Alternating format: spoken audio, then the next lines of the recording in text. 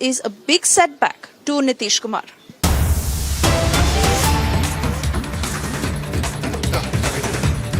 बैठकीत बोललो की आज ही परिस्थिती त्यांनी शिवसेनेवर लादण्याचा प्रयत्न केलाय. ही परिस्थिती उद्या देशातल्या कोणत्याही पक्षावरती ते आणू शकतात आणि आत्ताच जर का याचा मुकाबला केला गेला नाही तर कदाचित येत्या 2024च्या लोकसभेची जी निवडणूक आहे ती आपल्या देशातली शेवटची निवडणूक ठरू शकेल. कारण त्याच्यानंतर हुकुमशाहीचा नंदानाच सुरू होऊ शकतो. हिंदुत्व नक्कीच आम्ही हिंदुत्व काय सोडलेलं नाही, सोडणार नाही, पण आमचं हिंदुत्व हे राष्ट्रीयत्व आहे. त्याच्यामुळे राष्ट्रप्रथा we have not left Hindutva आणि हिंदुत्वाचा बुरखा घालून राष्ट्र गिळायला जर कोणी निघाला असेल तर एक कडवट सच्च्या राष्ट्रवादी पुन्हा तुम्ही पवारांशी संबंध नका लावू. they can't destroy the nation in the name of Hindutva. जे या विचाराचे आहेत त्यांनी लढाईला उभं राहिलं पाहिजे. Whoever is for the national आज एक interest cartoon should me stand तुम्हाला up. दाखवतोय मुद्दामून मिड डे मध्ये छापून आलेलं आहे. आता असं म्हणतात की काही Uddhav is now citing a news शब्द जे report. काही काम करू शकत नाही किंवा साधलं जात नाही काही असंख्य शब्दांनी ते एका कार्टून मध्ये साधलं जातं. तर हे मिड डे मध्ये छापून आलेलं कार्टून आहे. सामन्यात नाही, उद्या सामन्यात छापायला सांगितलेले मिड डेची परवानगी घेऊन. आणि त्याच्यात त्यांनी त्या कार्टून मध्ये असं दाखवलेलं आहे घरफोडी झालेली आहे. इकडे भगवा झेंडा पण दाखवलाय त्यांनी. हे मी काढलेलं कार्टून नाहीये. Uddhav is citing a newspaper report and showing a caricature. आणि त्याच्यात तो पोलीस जो आहे तो त्या घरमालकाला सांगतो की he has 2/3 of your assets. That means it all belongs to him. म्हणजे घरफोडी केलेली आहे, दरोडा घातलेला आहे. दरोडा घालून जेवढं काही आपल्या खोक्यात घेता येईल तेवढं घेतलेलं आहे. Caricature shows that a thief has taken 2/3 of 2/3 जास्त the wealth of the person, and the police are saying that the wealth now belongs to the thief. याला लोकशाही मानायची का? निवडणूक आयोगाने जो काही निकाल दिलेला आहे हा निकाल अत्यंत अयोग्य आहे. कारण घटनाक्रम The decision of the जो घडलेला आहे election commission is not correct. पहिली आम्ही 16 जणांच्या अपात्रतेची जी काही तक्रार केलेली आहे आणि त्याची सुनावणी उद्यापासून सर्वोच्च न्यायालयात सुरू होते आहे. The hearing will मध्ये start आपल्याला in बोलून the सांगितलं Supreme Court होतं tomorrow. की तो निकाल जोपर्यंत लागत नाही तोपर्यंत निवडणूक आयोगाने निकाल देऊ नये. ज्या पद्धतीने We had निवडणूक appealed आयोगाने that the निकाल EC दिलेला should not आहे give तो out अयोग्य आहे. a verdict till the hearing is complete in Supreme Court. आमची विनंती आहे की उद्या त्याची सुनावणी व्हावी. आम्ही अशी प्रार्थना सर्वोच्च न्यायालयाला केलेली आहे. मुद्दा काय येतो की 2/3 हे कधी घडले? ते एका संख्येने गेलेत का? तर गेलेले नाहीत. 16 जण आधी गेलेत. त्यांची अपात्रतेची केस ती तिकडे दाखल आहे. त्याच्यानंतर मला वाटतं 23 जणांच्या अपात्रतेची आम्ही तक्रार केलेली आहे. ती केस चालू आहे. त्याची टोटल मारून जर 2/3 करणार असाल तरी सुद्धा घटनेमध्ये असं लिहिलेलं आहे की 2/3 ना कुठल्या तरी पक्षामध्ये विसर्जित व्हायलाच पाहिजे. ते विसर्जित झालेले नाहीत. The numbers don't add up. The Constitution says that the two-third MLA should merge with other party. Only then is this clause valid. जे लिहिले त्याप्रमाणे हे व्हायला पाहिजे. आता त्याच्या आधी निवडणूक आयोगाने ही घाई करण्याची काय गरज होती? Before we could prove our numbers, what was the need for the election commission ज्या to पद्धतीने take a hurried decision? निवडणूक आयुक्त नेमले गेले ती प्रशांत भूषणनी एक केस केलेली आहे आणि त्यातले एक वादग्रस्त आयुक्त ह्या 3 आयुक्तांमधले एक आयुक्त आहेत. जर मी चुकत असेल तर मी माफी मागेन. Prashant Bhushan has पण बरोबर filed बोलत असेल has तर हा raised प्रश्न objection सगळ्यांनी to विचारला one पाहिजे of the persons की who was ज्यांच्या part of the नेमणुकीवरती EC Prashant panel. Bhushan यांनी केस दाखल केलेली आहे की घाईघाई त्यांची नेमणूक कशी काय केली? बरी नेमणूक झालेली आहे. The person whose appointment to the post has been contested, दुर्दैव असं he आहे की is one of the पक्षांतर्गत panel लोकशाही पाहिजे, one of the panel members who पक्षांतर्गत निवडणुका पाहिजेत, देशात निवडणुका पाहिजेत. सगळ्या गोष्टी जर निवडणुकीने होत असतील आणि निवडणूक आयुक्त मात्र नेमणुकीने होत असेल तर मग लोकशाहीचा मूळ जो गाभा आहे तोच कुठेतरी धोक्यात येतोय. What is the point of democracy if election commission is going to take all the decisions? एक शब्द आहे मराठीमध्ये न्यायवृंद. त्याच्यावरती आता आक्षेप घेतला गेला होता. केंद्रीय कायदा मंत्र्यांनी रिजिजू आणि लोकसभेच्या अध्यक्ष राज्यसभेच्या सभापतींनी पण न्यायमूर्ती खंबीर राहिले म्हणून सरकारला बॅकफुटला जावं लागलं. म्हणजेच काय की निवडणूक आयुक्त आम्ही आमचे चाकर असतील तेच नेमणार, न्यायालयामध्ये सुद्धा आमची चुकमत चालणार. अशा पद्धतीने जर का केंद्र सरकार जाऊ इच्छित असेल आणि जायला त्यांनी सुरुवात केली असेल. The central government is trying to give orders to the Election Commission as well as the Supreme Court. जी काही एक बेधुंदी होती त्याला सर्वोच्च न्यायालयाने चाप लावला. म्हणून आम्ही तुमच्याच माध्यमातून आणि प्रसिद्धी प्रिंट मीडियातून वाचलं की सर्वोच्च न्यायालयाच्या ठामपणापुढे केंद्र सरकारला माघार घ्यावी लागली. तर सर्वोच्च न्यायालय उद्यापासून सुनावणी घेतच आहे आणि त्या सुनावणीचा निकाल काय लागू शकतो हे घटनातज्ञांनी सांगितलेलं आहे. म्हणून कुठेतरी गुंतागुंत वाढावी म्हणून घाईघाईने निवडणूक आयोगाने हा निकाल तर दिला नाही ना, तीच शक्यता मला जास्त वाटते. कारण आजपर्यंत I am of the opinion that the hurried decision by the EC was taken because the central government was expecting a defeat in the Supreme Court. जे नाव आणि चिन्ह आमचं अंधेरीच्या पोटनिवडणुकीचं निमित्त सांगून गोठवलं गेलं होतं. मग मला कुठे मोकळं करण्याची गरज नाही. Andheri bypolls as Shiv Sena Uddhav Balasaheb Thackeray an excuse to take away the party name and party symbol from me. आम्ही आमच्या पक्षाने ती निवडणूक जिंकली. We have won the Andheri bypoll with the new name and new symbol of the party. त्यांनी आणि त्यांच्या राजकीय जे कोण त्यांनी म्हणतात, कारण काल मला वाटतं कोणतरी म्हणाले की अमित शहा त्यांना वडिलांसारखे आहेत. आता किती Somebody had said that Amit Shah is like a father figure to Election Commission. They are already stealing my father. हिम्मत पण नाही दाखवली. During the Andheri bypoll, BJP did not even have the guts to contest the elections. कुठेही ते मी तुम्हाला सांगत होतो की जसं पूर्वी काँग्रेसमध्ये सुद्धा वाद झाला होता इंदिरा गांधींच्या वेळेला, तेव्हा सुद्धा सिंडिकेट आणि इंडिकेट असे दोन गट स्थापन केले गेले. त्यांचं मूळ एक पहिल्यांदा मला वाटतं आधी काय होतं, बैल जोडी एक होती, त्याच्यानंतर गाय वासरू होतं. A similar instance had happened even during Indira Gandhi's time when there were two factions.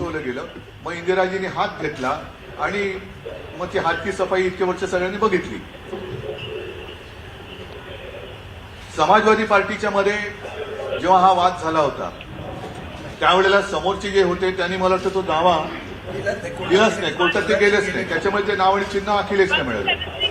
Jayalalithaa आणि जानकी रामचंद्र यांच्यामध्ये जेव्हा वाद झाला तेव्हा त्या दोघी जणींमध्ये समेट झाला आणि मग नाव आणि चिन्ह ते मिळाले. बाकी कुणालाही असं नाव आणि चिन्ह हे एका गटाला हे तुझं म्हणून दिलेलं नाही. पंटी पण गोठवली नाही त्यांनी, मला वाटतं त्यांनी बदलली ती पंटी विजली त्यांची, लोकांनीच विजवून and the symbol weren't given the way it is being done now. Deposit जात होती. हा मुद्दा मी बोलवतो तेवढं तुम्ही माझ्या याची पंची घुसवली. चिन्हाच्या बाबतीतच जे मी सांगत होतो तुम्ही मध्येच गडबड करून टाकली माझी, काहीतरी ती लिंक तोडली तुम्ही माझी. दुसरा पण अधिक हे काय सांगत होतो.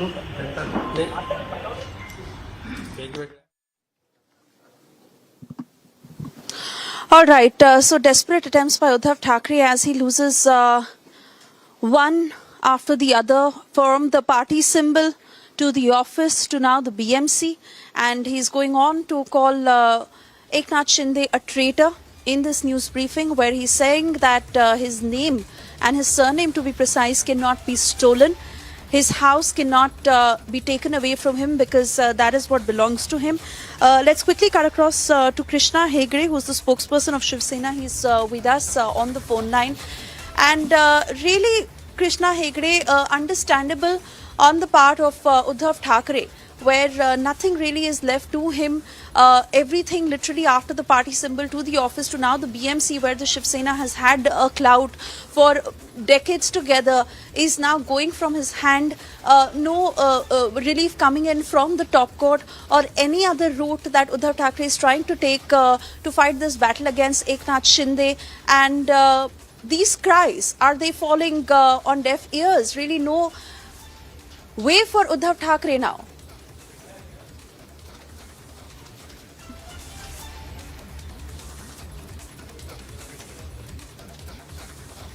All right, not too sure if Krishna Hegde is still connected with us, but I want to take the same question to Alisha, who has been tracking every single detail on the ground. And Alisha, we've seen Uddhav Thackeray address these sort of news briefings several times since the crisis broke out between both the camps of the Shiv Sena. Understandably so, because it is now not just the party symbol but also the office to the BMC, where the Thackeray's have had control for decades together, and this is the son of Bala Saheb Thackeray who now sees everything going away from him to Eknath Shinde, a result of which he's calling him a traitor, and every route that he's taking to fight him is really failing, from the legal route to how he's also casting aspersions against the Shinde camp. But fact is that the power is now with the Shinde camp and Shiv Sena belongs to Eknath Shinde.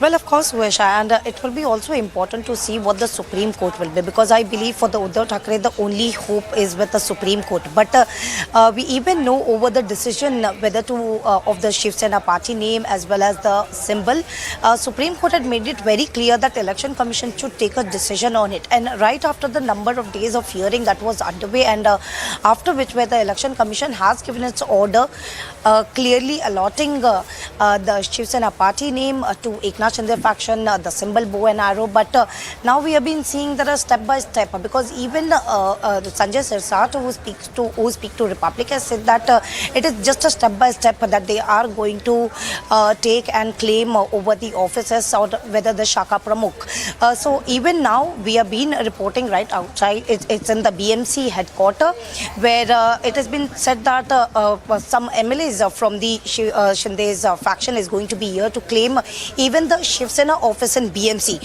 for which we even see there are the former corporators, and Sabhagra Neta Vishaka is still with us. We'll ask her, Mama, we have been seeing that you have been here and the former corporators are already present here, but moreover, the office that has already been claimed by the Eknath Shinde's faction, which is being known as the real Shiv Sena now, according to the order that has been given by ECI. So the office of the Vidhan Bhavan has already been taken over. So they are, anytime from now, it has been said the same office which has been sealed, the same BMC office will be also be taken over by them. See, let me be very clear. In BMC, the offices are given according to the strength of the corporators. Okay. Today, the corporators with Uddhav Balasaheb Thackeray are more than the Shinde group. Okay, so if the commissioner is going to unseal the office, he has already sealed all the party offices, but if he is going to unseal the office, and if he is going to give 5 of them, then we also 85 onto office. Why this differentiation? The statement that has been given is very clear that now the Shiv Sena party, the symbol belongs to the... I told you very clearly, we also have a party, we also have a symbol. And it is, I told you very clearly that it is given according to the strength of the corporators. Now everybody is ex-corp, all are ex-corporators, the Shinde faction also, and even us. Okay, so if they are going to give the Shinde faction 5-6 corporators, if they are going to give an office, they have to give us also.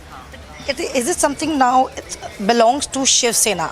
And the Shiv Sena recognition has been given to the petitioner, that is Eknath Shinde. It is given according to the party strength. Okay. All the offices here, the biggest is the Shiv Sena, followed by BJP, followed by Congress, followed by Rashtravadi, followed by Samajwadi. Okay, it's given according to the strength, and this is not a private property. It is the BMC property, and we have been using it for many years. Okay, it's fine that they have taken the symbol and they have hijacked a party, but nonetheless, we are in existence. Our party is in existence. We also have a symbol, so they should bifurcate this office, give some half to us and about quarter to them. Is it like all the corporators, the former corporators, is going to wait till the time the MLAs are going to become, because it is something they are going to come some of the either day to stake claim? Today. Which is why the police has been deployed. Yes, they have deployed the police. It's the police. See, it's a routine procedure.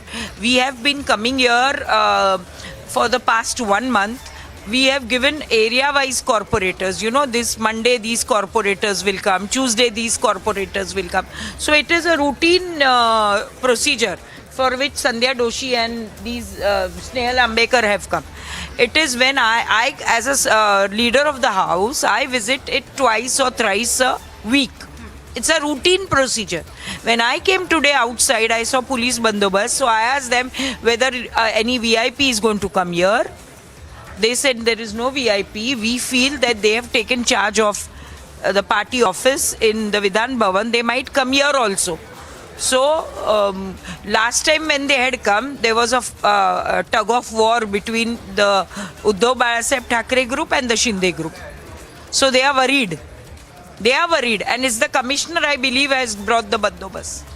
So this was a leader of the house, Vishaka, who's been clearly mentioning that this BMC office is something belongs to the house of the party, but we'll see by what time, because we even know right after getting the recognition and where the EC has given its order clearly mentioning that the symbol and the party name Shiv Sena, which is belong to the petitioner is from the Eknath Shinde's faction, and they should be recognized as the real Shiv Sena. After which there was some of the steps that has been now taken.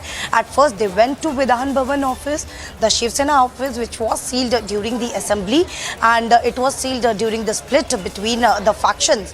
So it was already sealed, but today where the letter has already been given to the Vidhan Bhavan Assembly's Speaker Rahul Narvikar, after they also asked for the position of the office, and of course we even saw that the MLAs were inside the Shiv Sena office and they held a meeting. But moreover, we also need to see, because there is an upcoming Maharashtra budget session which is going to happen starting from 27th, and Shiv Sena which is are going to issue a whip. A whip will be issued by the whip chief Bharat Gugawale, and he clearly mentioned that in the whip, whoever does not respect the whip, the action will be taken against him, because the whip is going to be issued against 56 MLAs of the Shiv Sena if they don't respect the whip. So the action will be initiated. So it's very much interesting to see what will be the further course of action, because at a certain point there could be the National Working Committee meeting as well, which is going to be taken up by the Chief Minister Eknath Shinde. Right, Alisha. Alisha, I'm getting some breaking updates coming in at this point of time, where we are coming to know, this is the breaking update coming in, that Uddhav is he wants that the poll panel chief gets sacked. But that is a breaking update coming in. I remember that earlier also the Vadra Congress was going ahead. They were saying that there is no integrity left in the EC. We're getting some more breaking update coming in, and you're at the BMC office as well. Very soon, when will the other Shiv Sena leaders arrive there at the BMC office? Back-to-back updates coming in right now, Alisha. Well, yes, Shivangi, it could be any time from now where the Shiv Sena MLAs might come to the BMC office, because the office which belongs to the real Shiv Sena and the allocation has been already given. The recognition to Eknath Shinde faction has already been given, but we know that some of the offices were sealed, whether it was Vidhan Bhavan, but that has now been opened for Eknath Shinde's camp. But if we see even here at the BMC, where the Shiv Sena office has been closed since the time there was there was a split in the party, and right after that with the further notice it was split. But now after getting some recognition, we can even see that the police officials who have been already been deployed here, and as we even heard, there are Thackerays factions, former corporators who have been sitting right outside the Shiv Sena office in BMC headquarters. They have been saying they won't be allowed to take claim, because here in the corporator, when it comes to the numbers, Uddhav Thackeray factions has the number of corporators rather than the Eknath Shinde's faction has. So we'll see what exactly the face-off will be between Eknath Shinde's and Uddhav Thackeray factions, which will happen. But when it comes to the Uddhav Thackeray, of course, we even heard the statement from Uddhav Thackeray while he has the meeting with the leaders from his faction in Sena Bhavan, and Uddhav Thackeray has been clearly saying we don't know the reason why the Election Commission of India has given such a decision in a very hurry way, because he could have waited for the Supreme Court to deliver its verdict, but it did not wait. But the Election Commission has given its order, and it was something in a hurry way, which is why there is a suspicious that has come forward. And also what we've been seeing that Uddhav Thackeray also mentioned that ECI should be suspended. It's something has been asked by Uddhav Thackeray, but we'll see, because this is something a matter has already moved to Supreme Court, because at a certain point where an application from the Uddhav Thackeray faction challenging the order of Election Commission of India giving its stake to whether the party name Shiv Sena or the party symbol bow and arrow has been allotted to Eknath Shinde's faction. This decision has been already challenged in the Supreme Court, but CJI today has clearly mentioned that their name has not been listed in the name, which is why they've been asked to come tomorrow. So there could be the arguments on the hearing, because Uddhav Thackre's legal team has already asked for the urgent hearing, but that could not happen. But Chief Justice of India has already asked them to come tomorrow, so there could be possibility a hearing that can happen, and all the legal battle is going to be come forward tomorrow. All the points of whether from the Uddhav Thackray will be put forward, and of course the decision that has been taken by the Election Commission will see who will be actually appearing for Election Commission, because even the caveat application has been filed by Eknath Shinde, and it also mentioned that Supreme Court should not give order until and unless they hear the third party, which is Eknath Shinde's as well. So we'll see, and it will be very interesting to even see what happens tomorrow in the Supreme Court. But yes, the development that we have been seeing in the day to day, where already Shiv Sena MLAs have reached to Vidhan Bhavan, the office which was sealed has already been opened up for them. But it has also been said that anytime from now they can come to the BMC headquarters, which they can also stake claim over the office of Shiv Sena in BMC. Right, at this point in time, Alisha, we are getting more details, and right now visuals which are on the screen for our viewers, where we can see that that Uddhav's MLAs are with Shiv Sena. Those are the visuals our viewers are seeing right now on their screen. That means a lot of speculation is going around that Uddhav Thackeray could possibly lose more MLAs. Alisha, take our viewers through exactly about that development and what we can expect. Well, yes, Shivangi, because everyone was actually waiting for the ECI and to see what recognition, which faction gets the recognition. And here the ECI order clearly given Eknath Shinde the recognition of the real Shiv Sena, and the symbol which is been indicating the Shiv Sena party, and it has been founded by Bala Thackeray, and they have been clearly mentioning, and since the faction, because since the split from June 22, where we have been hearing Eknath Shinde clearly mentioning that they want to respect the mandate of the people of Maharashtra, and they want to take the legacy of Bala Thackeray, which is why the mandate that was given back in 2019 by the people of Maharashtra to Shiv Sena and BJP. But what Uddhav Thackeray did, he went to NCP, he joins hands with NCP and Congress, which is a clearly disrespect to the mandate of people. So right after that, we have been seeing the split in the Shiv Sena, which went for almost for 8 to 9 months, and but on we saw that the numbers that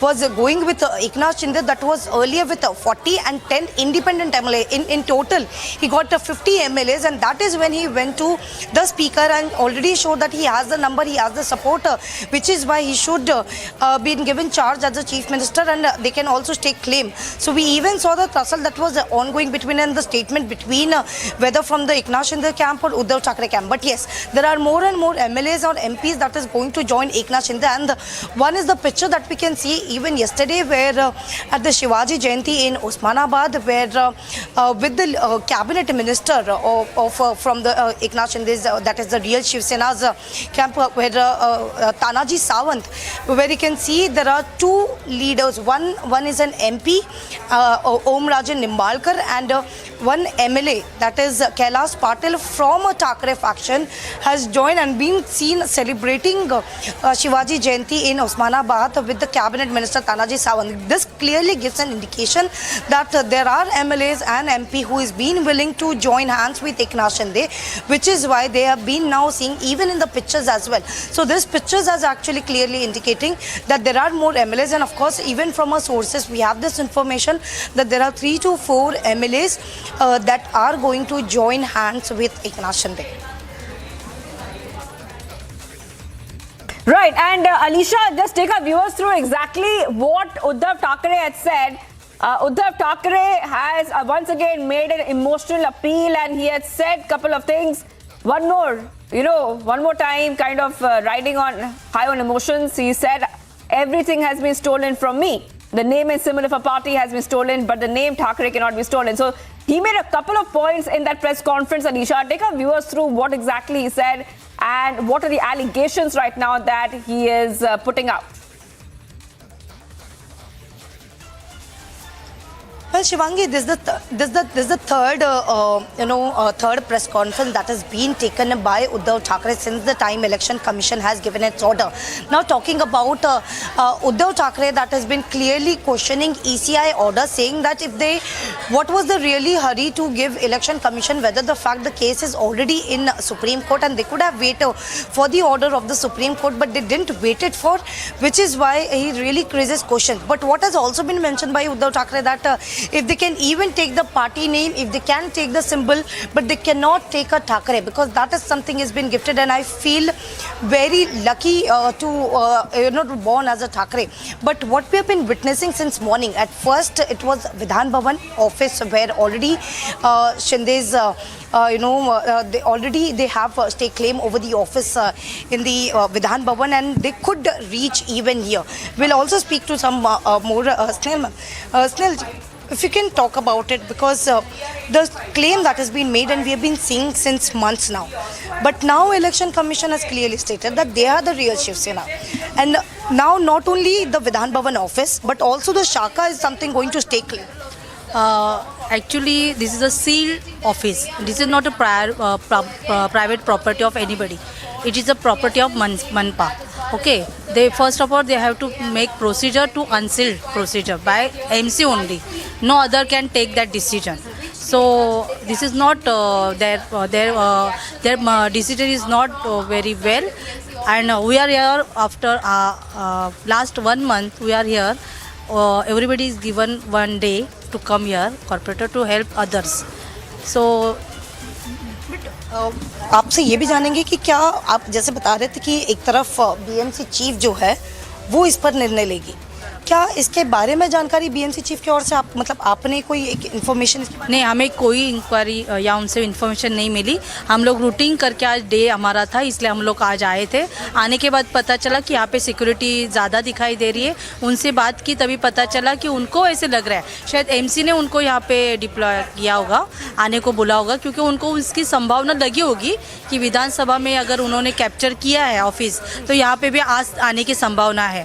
तो कोई यहाँ पे आके दंगा न हो जाए या कुछ मिसबिहेवियर न हो जाए, इसलिए उन्होंने सिक्योरिटी रखी होगी. नहीं तो एमसी से हमें भी कोई अभी तक इन्फॉर्मेशन नहीं है, और ऐसे भी हम लोग उनको कुछ ले आने के लिए देंगे नहीं. पहले तो ये अनसील करना पड़ेगा, उसकी लॉन्ग प्रोसीजर है. क्या अगर वो आते हैं तो फिर आप लोग तब तक बैठे रहेंगे जब तक वो आते नहीं है? हम लोग का टाइमिंग रहता है, हम लोग 4 बजे तक बैठते हैं. उसके बाद दूसरे कॉर्पोरेट को टाइम दिया गया है, वो आके बैठेंगे. बात हो रही है रियल शिवसेना की. अगर पार्टी नेम शिवसेना की करें तो इलेक्शन कमीशन की ओर से जो एप्लीकेशन दी गए थे, काफ़ी हियरिंग्स हो गए थे, उसी हियरिंग के बाद ये रिकॉग्निशन एकनाथ शिंदे फैक्शन को दी गई है. तो क्या उसके बावजूद यहाँ पर उनको एंट्री नहीं दी जाएगी? अभी तो निर्णय कोर्ट का भी आना बाकी है. ये तो इलेक्शन आयोग ने कल उनका नोटिफिकेशन दिया हुआ है, डिक्लेरेशन दिया, लेकिन अभी कोर्ट का निर्णय बाकी है. हम लोग को कोर्ट के ऊपर विश्वास है. कोर्ट ने जो डॉक्यूमेंट्स मांगे थे वो हम लोगों ने शिवसेना पक्ष ने, ओरिजिनल पक्ष ने सबमिट किए. उसके ऊपर उन्होंने कुछ अभी डिसीजन नहीं लिया है. और एक केंद्र सरकार ने एक दिन पहले किसी इलेक्शन आयोग के अधिकारी को बिठा दिया जिनका नाम ही गुलाम है, जिनके नाम में ही गुलामगिरी है, उन्होंने उनके फेवर में निर्णय दिया गया है. तो ये निर्णय हम लोग को तो मंजूर है नहीं. कोर्ट का निर्णय हम लोग देखेंगे, उसके बाद हम लोग तय करेंगे कि क्या करना है. हमसे बात करने के लिए बहुत बहुत शुक्रिया. तो ये हम देख रहे हैं लगातार पिक्चर एक बीएमसी ऑफिस के बाहर. ये शिवसेना का बीएमसी ऑफिस है, और इम्पॉर्टेंटली अगर हम देखें सुबह से जिस तरीके से डेवलपमेंट चल रहा है, खास तौर पर इलेक्शन कमीशन ऑफ इंडिया के दिए गए जो निर्णय के बाद जो है, जहां पार्टी नाम एकनाथ शिंदे ग्रुप को दिया गया है या फिर सिंबल हो बो एंड आरो, वो अलॉट कर दी गई है, क्योंकि मेजॉरिटी देखी गई थी. जो नंबर्स दिए गए थे, फिर चाहे एमएलएस के हो या एमपी के हो, क्योंकि बात करें नंबर्स की तो एकनाथ शिंदे की ओर से शिवसेना के 40 विधायकों का नंबर दिया गया था. वहीं पर 13 एमपीज के जो डिटेल्स है वो भी एक फाइनल लेटर जो दिए गए थे इलेक्शन कमीशन ऑफ इंडिया को, उसके तहत ये निर्णय इलेक्शन कमीशन की ओर से ली गई थी. लेकिन सवाल कहीं ना कहीं पर अब उद्धव गुट की ओर से दिखाई जा रहे हैं. पुलिस यहाँ पर तैनात की गई है, क्योंकि जैसे ही शिवसेना का रिकॉग्निशन मिलने के बाद जहाँ हम देख रहे हैं कि एक तरफ विधान भवन में जो ऑफिस को असेंबली जो पिछली असेंबली जो चल रही थी उसी असेंबली के दौरान उसको बंद कर दिया गया था, सील कर दिया गया था, क्योंकि कहीं ना कहीं पर दोनों गुटों के बीच में जो स्प्लिट थे उसी के वजह से वो ऑफिस को बंद कर दिए गए थे। हम देख रहे हैं कि इसी ऑफिस को भी सील किया गया है, ये बीएमसी का ऑफिस है उसको भी सील किया गया है। लेकिन एक तरफ विधान भवन का तो ऑफिस खुल चुका और उसी ऑफिस में जहां पर एकनाथ शिंदे की जो कि अब रियल शिवसेना कही जाने वाली है, वही शिवसेना जो कि एमएलएज है वो वहां पर पहुंचे थे विधान भवन के ऑफिस में और वहीं पर पार्टी मीटिंग भी रखी गई है। लेकिन अब बीएमसी के ऑफिस में आकर भी क्या वो अपना हक जो कि एक शिवसेना का पार्टी ऑफिस है वहां पर भी आकर देखेंगे, क्योंकि एक तरफ यहाँ को रुकाने के लिए उनके लिए बाहर यहाँ पर उद्धव ठाकरे के जो फॉर्मर कॉर्पोरेटर्स है जो कि ठाकरे के समर्थन है वो यहाँ पर मौजूद है बाहर, और हम ऑफिस के बाहर ही वो रुके हुए हैं। और उनका साफ तौर पर कहना है कि ये जो निर्णय कहीं ना कहीं पर बीएमसी चीफ का होता है जो कि इकबाल सिंह चहल है, उनका निर्णय होना चाहिए ये।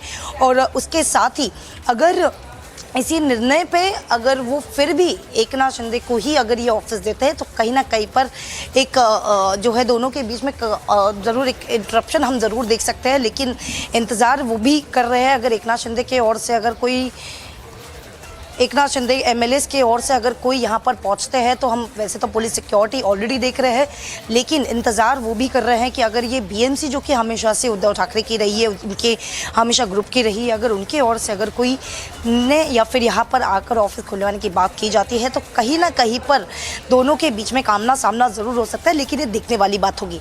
लेकिन सबसे अहम नज़र जो है वो एक तरफ नेशनल एग्जीक्यूटिव वर्किंग कमेटी के ओर से भी रखी जाएगी, क्योंकि यहाँ पर एकनाथ शिंदे जो कि महाराष्ट्र के मुख्यमंत्री है उनके ओर से ये नेशनल कमेटी मीटिंग की जाएगी और वहीं पर शिवसेना के चीफ पक्ष प्रमुख के तौर पर उनकी नियुक्ति की जाएगी, क्योंकि पिछले महीने के 23 तारीख को एक आखिरी दिन था कहीं ना कहीं पर उद्धव ठाकरे को जो कि पक्ष प्रमुख के जो दर्जा दो हमेशा से उनको दिया जा रहा था, और बाला साहब ठाकरे के बाद उद्धव ठाकरे को ही महाराष्ट्र के शिवसेना पक्ष प्रमुख का दर्जा दिया जा रहा था। लेकिन कहीं ना कहीं पर उनके जो है वो कंटिन्यू भी रखी गई थी, और खास तौर पर खुद महाराष्ट्र के मुख्यमंत्री एकनाथ शिंदे ने ये साफ तौर पर कहा था कि बाला साहब ठाकरे की इसी सम्मान के साथ हम कोई भी पक्ष प्रमुख को बदलना नहीं चाहते हैं।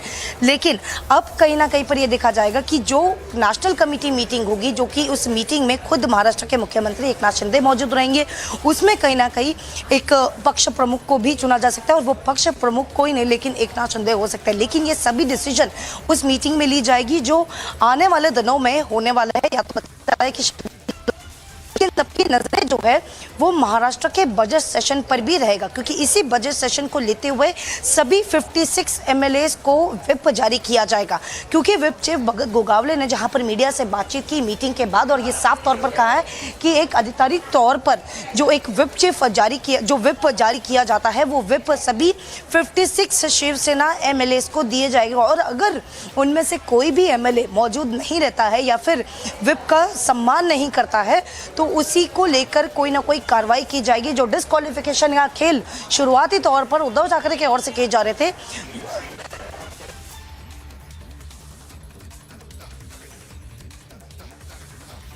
Right. Okay, Alisha keeps us updated on this story. Let's go to Krishna Hegde, spokesperson of the Shiv Sena, joining us right now. And the first thing I just want to ask you is that what is your first reaction to what is happening? We are seeing Uddhav Thackeray, he wants to approach the Supreme Court, challenge a decision of the Election Commission, and now also he is throwing these emotional words out there and saying that that Eknath Shinde camp has stolen his father's name. These kind of comments are coming in right now, Krishna Hegde. See, we have not stolen anyone's names. It is the Election Commission who has given it to us on merit on the basis of our strength in the House. So we have 76% of the votes polled and 75% of the elected members and the party with us. And therefore the Election Commission, as it has decided in the Sadiq Ali case or any other cases before that or after that, they have found merit in our appeal to them, and therefore they have given it to us. Moreover, Uddhavji had already approached the Delhi High Court regarding this matter, and the Delhi High Court had directed him to say that the Election Commission is an autonomous body and the Election Commission has to take its own decisions.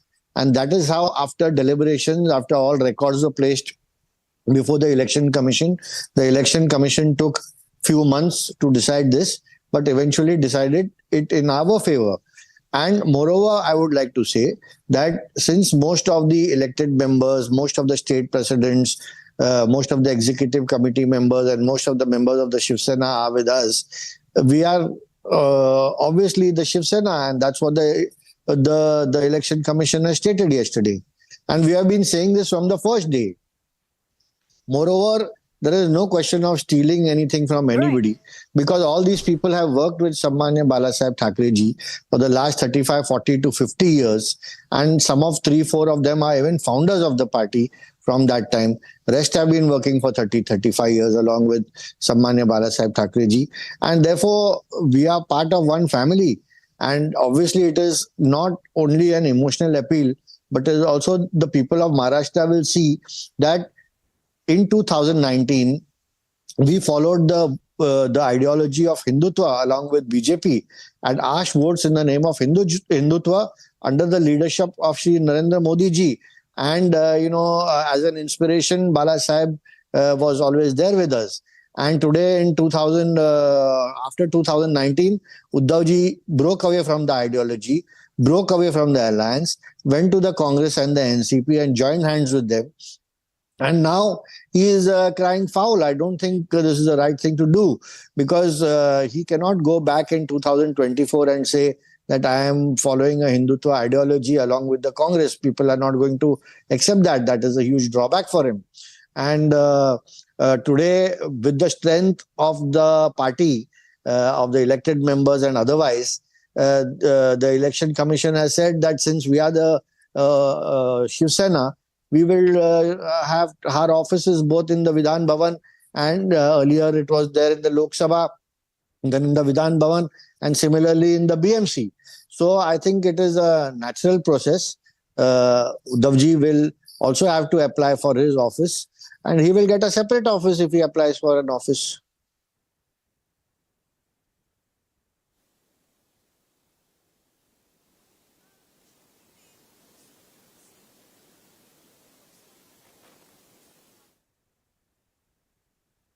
Can you hear me? Hello?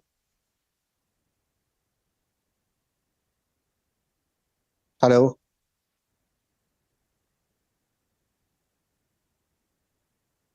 Right now we are seeing couple of statements come out. You spoke about that, you answered that. But from the Eknath Shinde camp, what is their plan of action today itself? What can we expect today? Many developments are expected today.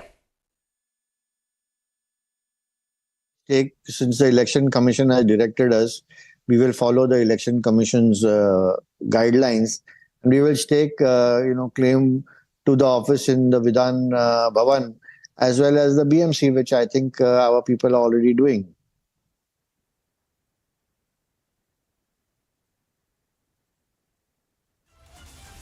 All right. Well, thank you, Krishna Hegre, Shiv Sena spokesperson, for joining us here. So we're seeing a lot of developments coming in right now. Many developments, Maharashtra politics. We'll be tracking everything minute by minute from Maharashtra. My colleague Alisha is there getting us all the details. Taking a very short break right now. Much more coming up on the other side.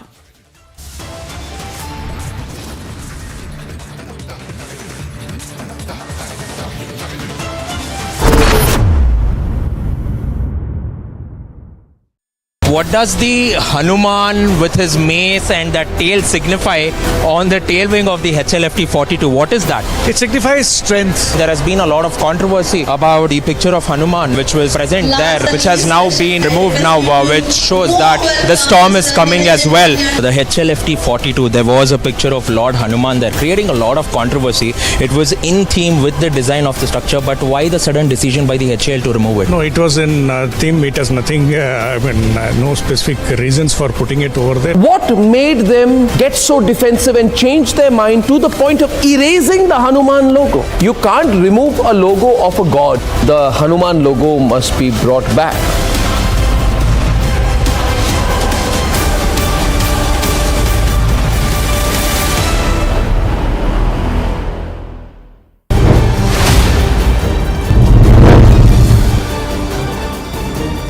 ETO साहब Amritpal Singh running a campaign demanding the Khalistan, तो government क्यों silent है? ETO साहब government कोई जवाब नहीं दे रही है उस पे। ETO साहब if you can answer just because to clear the stand of the government. ETO साहब why the government is not taking action, why the government is silent?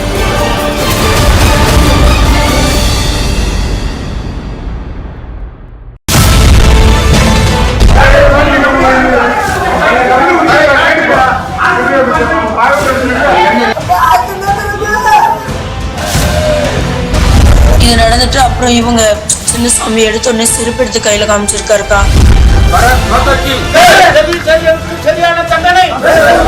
I would like to compliment Republic TV, especially from yesterday. You have taken it up in a big way, and thanks to Arnab ji also, who has brought it to the national attention.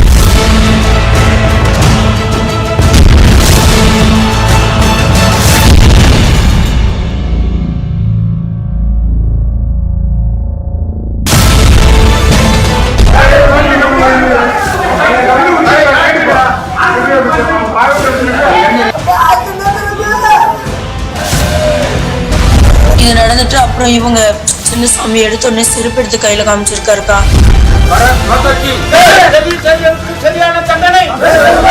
I would like to compliment Republic TV, especially from yesterday. You have taken it up in a big way, and thanks to Arnab ji also, who has brought it to the national attention.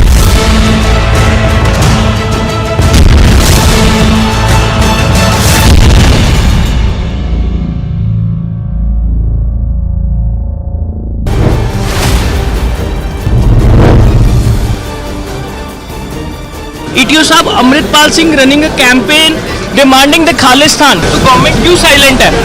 ETO साहब government कोई जवाब नहीं दे रही है उस पे।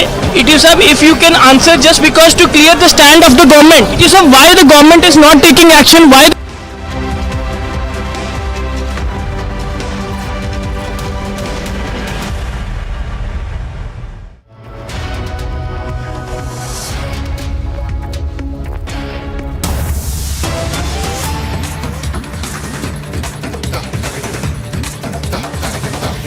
We have breaking news coming in. The BJP has accused Congress leader Pawan Khera. It says that Pawan Khera has insulted Prime Minister Narendra Modi, citing a comment that he had made at a press conference while speaking about the Prime Minister's father.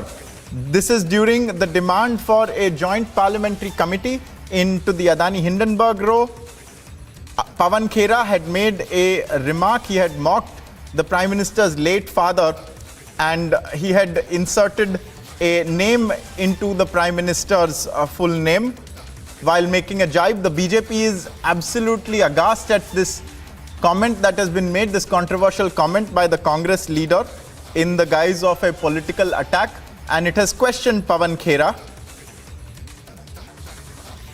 A burning controversy breaking out over another attempt by the Congress, and this is not the first time that they have abused members of the Prime Minister's family, but clearly a controversial statement.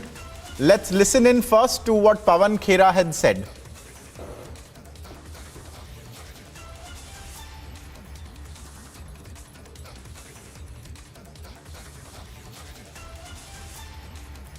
हम स्पष्ट बात कर रहे हैं JPC.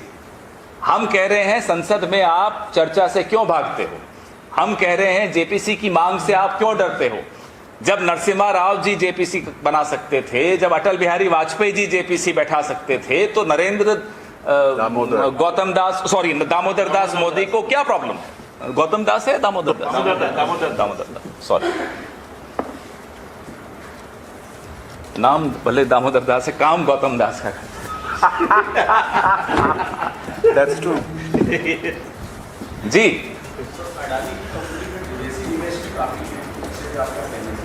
Smriti Irani ji से पूछिए कि विदेशी निवेश तो आपने आने दिया, अब कोई विदेशी बोल रहा है तो कह रहे हैं देखो क्यों बोल रहा है, वो जाने। देश का जो पैसा है, LIC के पॉलिसी धारकों का जो पैसा है, हमें और आपको उसकी चिंता है। आपकी पॉलिसी है, हमारी पॉलिसी है, सबकी पॉलिसीज है। और तो और 2003 के बाद जो एम्प्लॉइज हैं उनकी पेंशन तक। तो आप सोचिए क्या हो रहा है इस देश में। एक दोस्ती निभाने के लिए हमारी और आपकी जेब लगातार काटी जा रही है और आने वाली पीढ़ियों की जेब काटी जा रही है।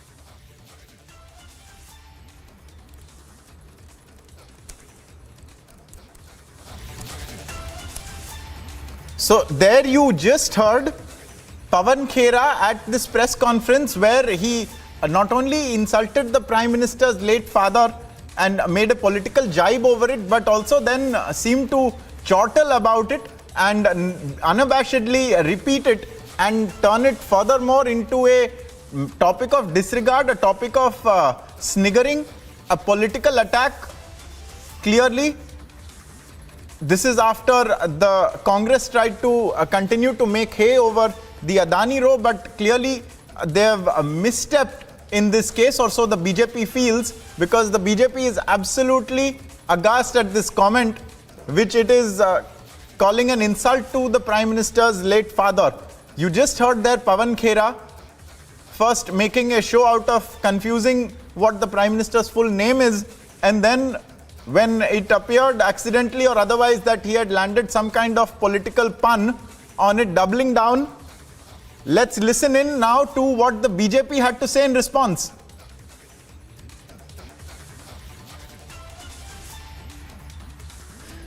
देखिए, इस समय कांग्रेस हताशा के चरम पे है और इसलिए अब नरेंद्र मोदी जी के कार्यों के आगे, नरेंद्र मोदी जी की जो विश्वव्यापी इमेज से लेके भारत के एक एक गरीबों के घर तक जो इमेज बनी है, अब उसका सामना कैसे करें।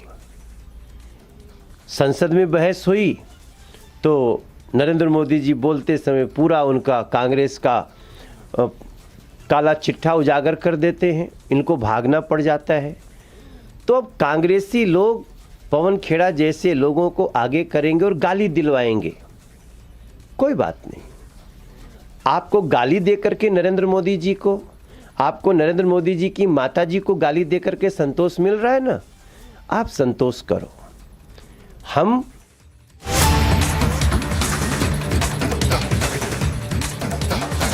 Breaking story and a video coming in of a person who purportedly tried to commit self-immolation outside the collector's office in Chennai. This is a video that has just come in from Tamil Nadu's capital Chennai, where this man on your screen attempted to immolate himself.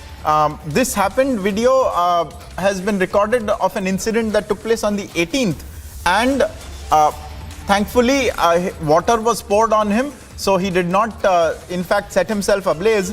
But this gentleman claims that he has been living in his house in an oil mill area in Adambakam in Chennai for 50 years. However, after almost half a century of living there, he says some other people have taken over this place and they have threatened and they are threatening him. And despite him filing a complaint with the police and collector, no action was taken, and hence he had to resort to this drastic extreme measure of attempting to set himself ablaze. There you can see in the visuals, there are people who continue to pour water over him because he has clearly doused himself before that in something and he was trying to set himself on fire. This is a video that has come in from outside the collector's office in Chennai from an incident on Saturday, on the 18th of February. And you can see that there are a number of reporters there, there are a number of police personnel there.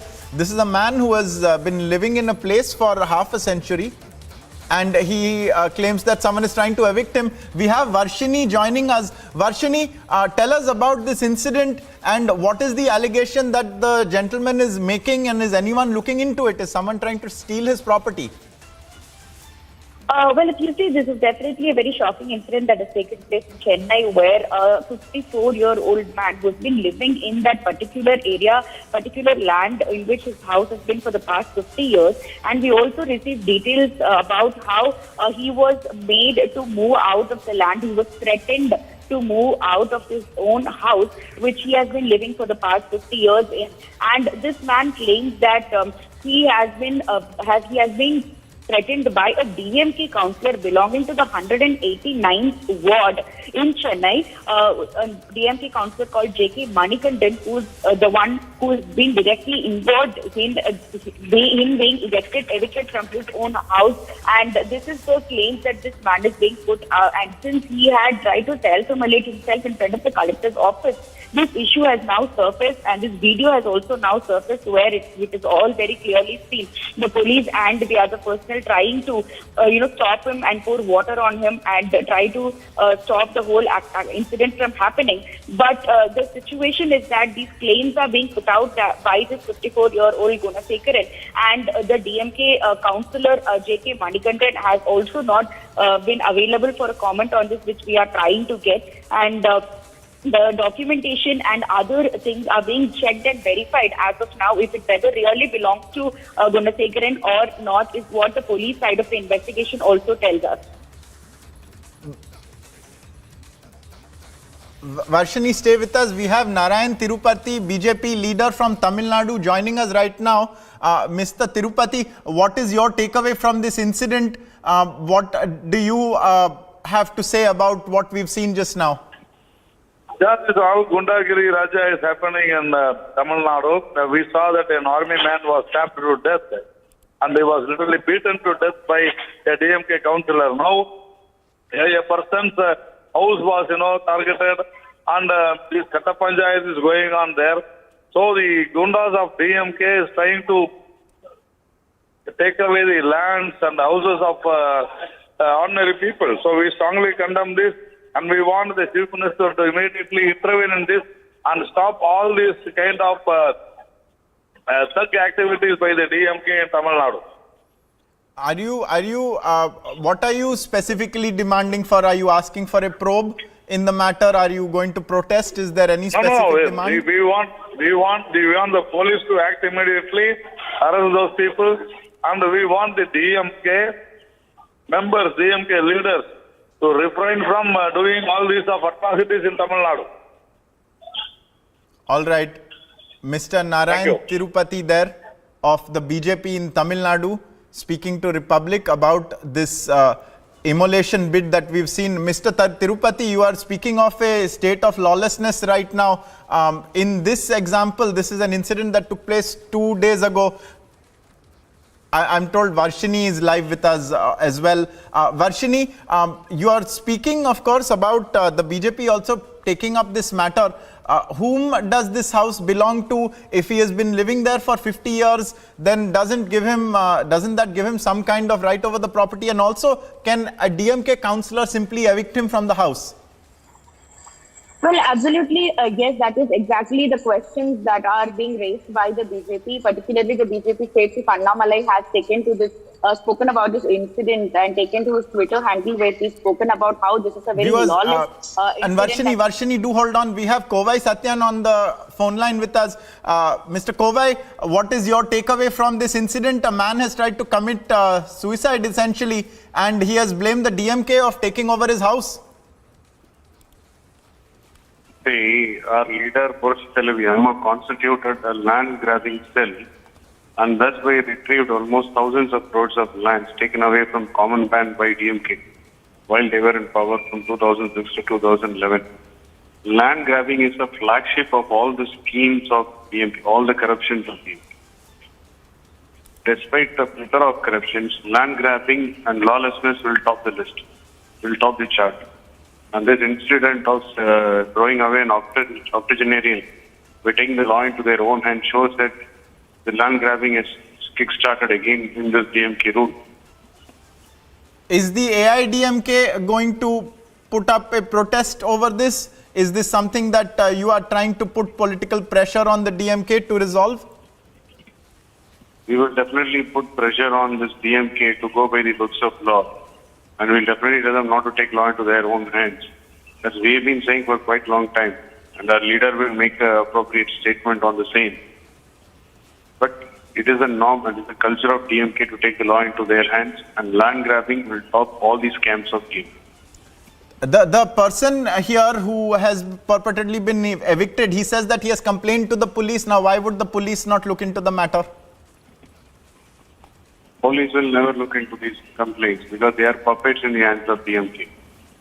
Police are being used to only arrange vendetta against AIDMK leaders. They are puppets. They have nothing in their hand to act upon. They have the puppets in the hands of the. Okay, are you saying that the police doesn't have independence to act, even if an incident takes place outside the collector's office? Yes. Okay, unambiguous not there from empowered. Mr. Kovai Satyan, AIADMK spokesperson. Go on, sir. Okay, that was Kovai Satyan there. I thank him for joining us. Clearly, political parties are not letting the police in this matter getting away without investigating the matter. They've accused the DMK of not letting the police probe. Varshini is still with us. Varshini, you were telling us about the ownership and this specific parcel of land over which there appears to be a controversy now. Do continue. Well, if you see, this is a land that he has been living in a house built over it for the past 50 years, which technically, as you mentioned, it gives him some sort of a right, though he cannot claim complete ownership. It gives him all the rights to defend for it. The problem that the police say is that there is a little bit of a glitch in the documentation that he is producing, and that is where the investigation is going on. They say that he had not properly, he does not have proper documents that he has bought it from another person before the last 50 years that he's been living here, and they are trying to figure out the whole situation. Investigation is currently on. As we speak to police sources, that is the kind of information that we are getting to know about this particular incident. But at the same time, like you rightly mentioned, he has been living for over 50 years there all his life, and that is why he is claiming that this land belongs to him. And now if you see the DMK councillor Manikandan, who had no right to evict a person without the proper legal procedures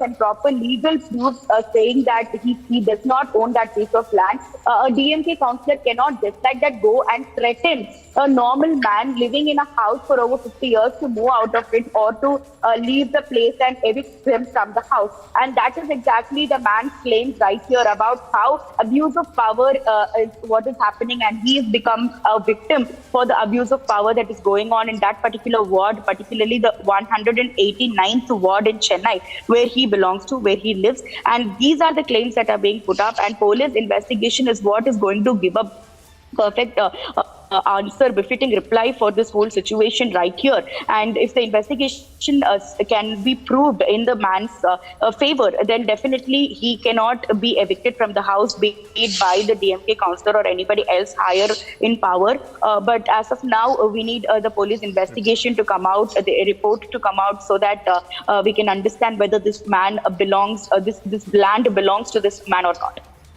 Absolutely. Varshini, really clarifying a number of the big questions that remain at this point, and there are only questions, really speaking, because this man, he's got his house seemingly taken over by a DMK councillor. We'll get you more on this, viewers. We have breaking news coming in.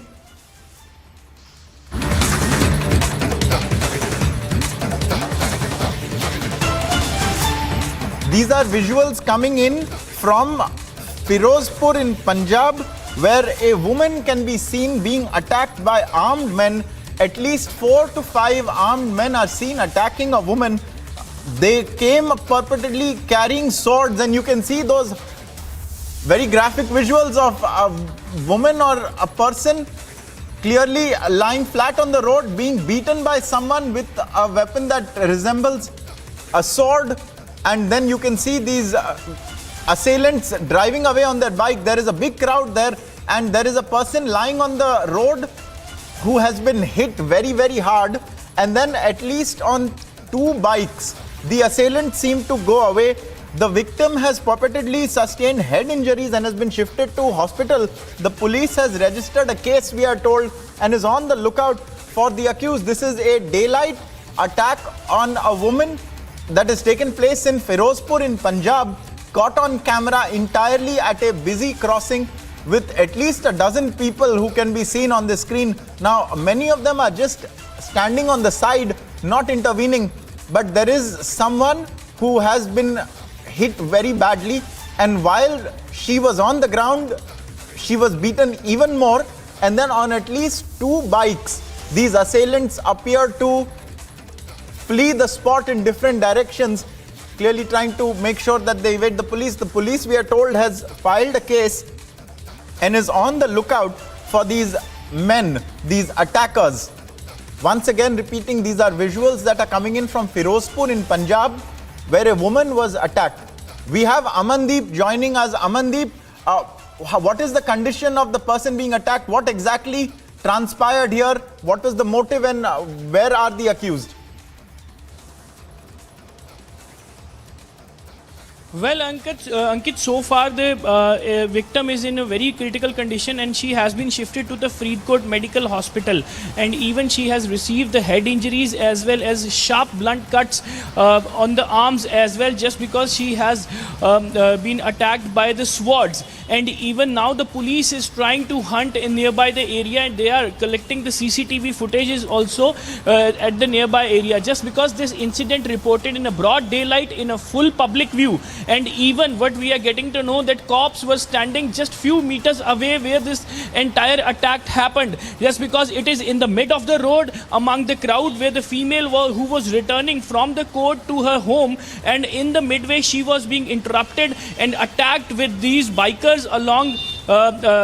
bikers carrying the swords and the iron rods. She has been brutally attacked, what we have seen. Even the visuals are revealing itself the entire story, that how she was attacked. She was lying on the road, and in fact the attackers were continuously applying the swords and the rods, and even Amandeep, the people stay with us. around We have there. Punjab. Amandeep, stay with us. We have Punjab BJP Vice President Harjeet Singh Grewal with us. Mr. Grewal, what exactly is going on in Punjab? There appears to be an attack on a woman in broad daylight with the cops, we are told, standing right next to her.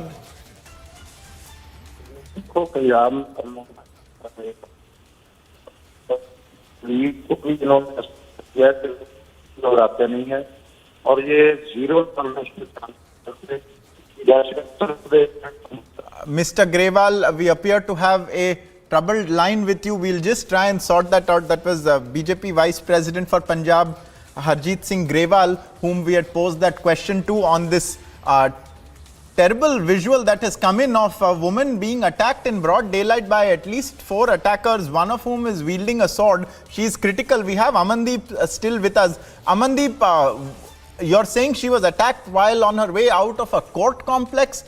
Was that something to do with the attack that happened? Well, absolutely, Ankit, absolutely. But we are getting to know that she has appeared before the court due to some hearing. And when she was returning back to her home after the hearing in Firozpur court, and she was attacked in the midway. And even the most surprising and the shocking thing is that attackers came on the bike, Ankit, along with the weapons, with the swords and the iron rods. They attacked the woman, brutally assaulted, and even leaving her in a pool of blood in the mid of the road. And even among a lot of crowd, nobody came and engaged with the attackers. Nobody was intentionally tried to stop the attackers. Nobody were there to inform the police so that at least this incident can be avoided. They have just move away swiftly from the site by brandishing the swords on the bikes as well. This was the situation, and Firozpur is, I must mention here, Ankit, that Firozpur is a border district of Punjab that is located on the international border of Pakistan. And in fact, Firozpur is the same city where the PM security breach has been reported just 6 months back.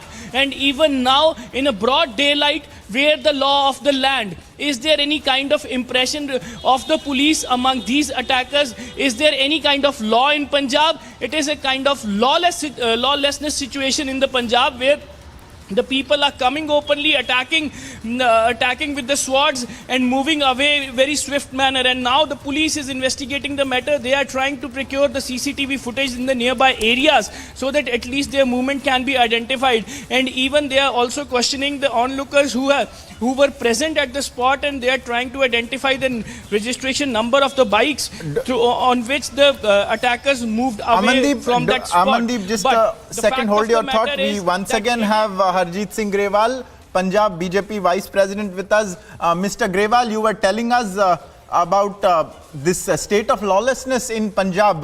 Do continue. ऐसा है, कानून व्यवस्था की हालत बहुत खराब है पंजाब में. ऐसी परिस्थितियों का निर्माण कभी भी नहीं हुआ जैसा इस सरकार ने कर दिया। अब ना तो पुलिस का कोई डर है, ना कोई एक्शन होता है। और जैसे सुनाम के अंदर तक मर्डर हुआ है और शरेआम वो लोग वीडियो बना के डाल रहे हैं, उनकी अरेस्ट अभी तक नहीं हुई। ऐसे ही इस महिला का जिस तरह से हमला हुआ है, वो शरेआम मारामारी कर रहे हैं। और इस तरह के हालात जो है पंजाब के हो गए हैं। मैं समझता हूं कि आने वाले दिनों में गैंगस्टर का जो कल्चर था वो तो था ही था, शूटर्स का तो था ही था। ये अलग से इंडिविजुअल्स पे अटैक होने शुरू हो गए और उनके ऊपर कार्रवाई नहीं होती, और कार्रवाई होती है तो एग्जाम्पलरी पनिशमेंट नहीं होती। तो जैसे उत्तर प्रदेश में योगी सरकार कर रही है, एग्जाम्पलरी पनिशमेंट देनी पड़ेगी इन लोगों को और इनको स्पेयर नहीं किया जाना चाहिए। और अगर इस तरह से हम लोग करेंगे तो ये दिक्कत हो जाएगी और पंजाब में कानून व्यवस्था की हालात हमारे कंट्रोल में नहीं रहेंगे। जी मिस्टर ग्रेवाल, आप एग्जाम्पलरी पनिशमेंट मांग रहे हैं, बट इधर ये बात तो ये है कि लोगों के सामने ये अटैक हो रहा है, उधर पुलिस भी है, कोई कुछ किया क्यों नहीं? हाँ, किया नहीं, इसी बात की तो चिंता है। ये सरकार ने करना होता है। लोग सुरक्षित रहें, ये उतना जरूरी नहीं होता। लोग सुरक्षित महसूस करें कि हम सुरक्षित है, वो नहीं है, वो महसूस नहीं हो रहा। लोग डर और भय के माहौल में हैं और पंजाब की तरक्की रुक रही है। पंजाब में इन्वेस्टमेंट्स जा रही हैं, आ नहीं रही। ये इस सरकार की नाकामी है और उसको मानने के लिए ये पार्टी और सरकार तैयार नहीं है। और दूसरा, जो कोई आगे से बोलता है अपोजिशन वाला, उस पर हमले करने शुरू कर देते हैं कि ये झूठ बोल रहे हैं, ये ऐसा है, ये यहाँ तो बहुत अच्छा है। तो इसलिए आज सीएम का बयान है कि कानून व्यवस्था बहुत इम्प्रूव हो गई। क्या इम्प्रूव हो गई आप देख लो। हर रोज के ऐसे 2-2, 3-3, 4-4 इंसिडेंट हैं पंजाब में। कई तो रिपोर्ट ही नहीं होते कि कुछ को तो मीडिया उठा रहा है, बहुत अच्छा कर रहा है मीडिया, मगर कुछ रिपोर्ट ही नहीं होते। उनको दबा देती है सरकार। पुलिस को भी डायरेक्शन है कि मुकदमा दर्ज ना करो, नहीं होता।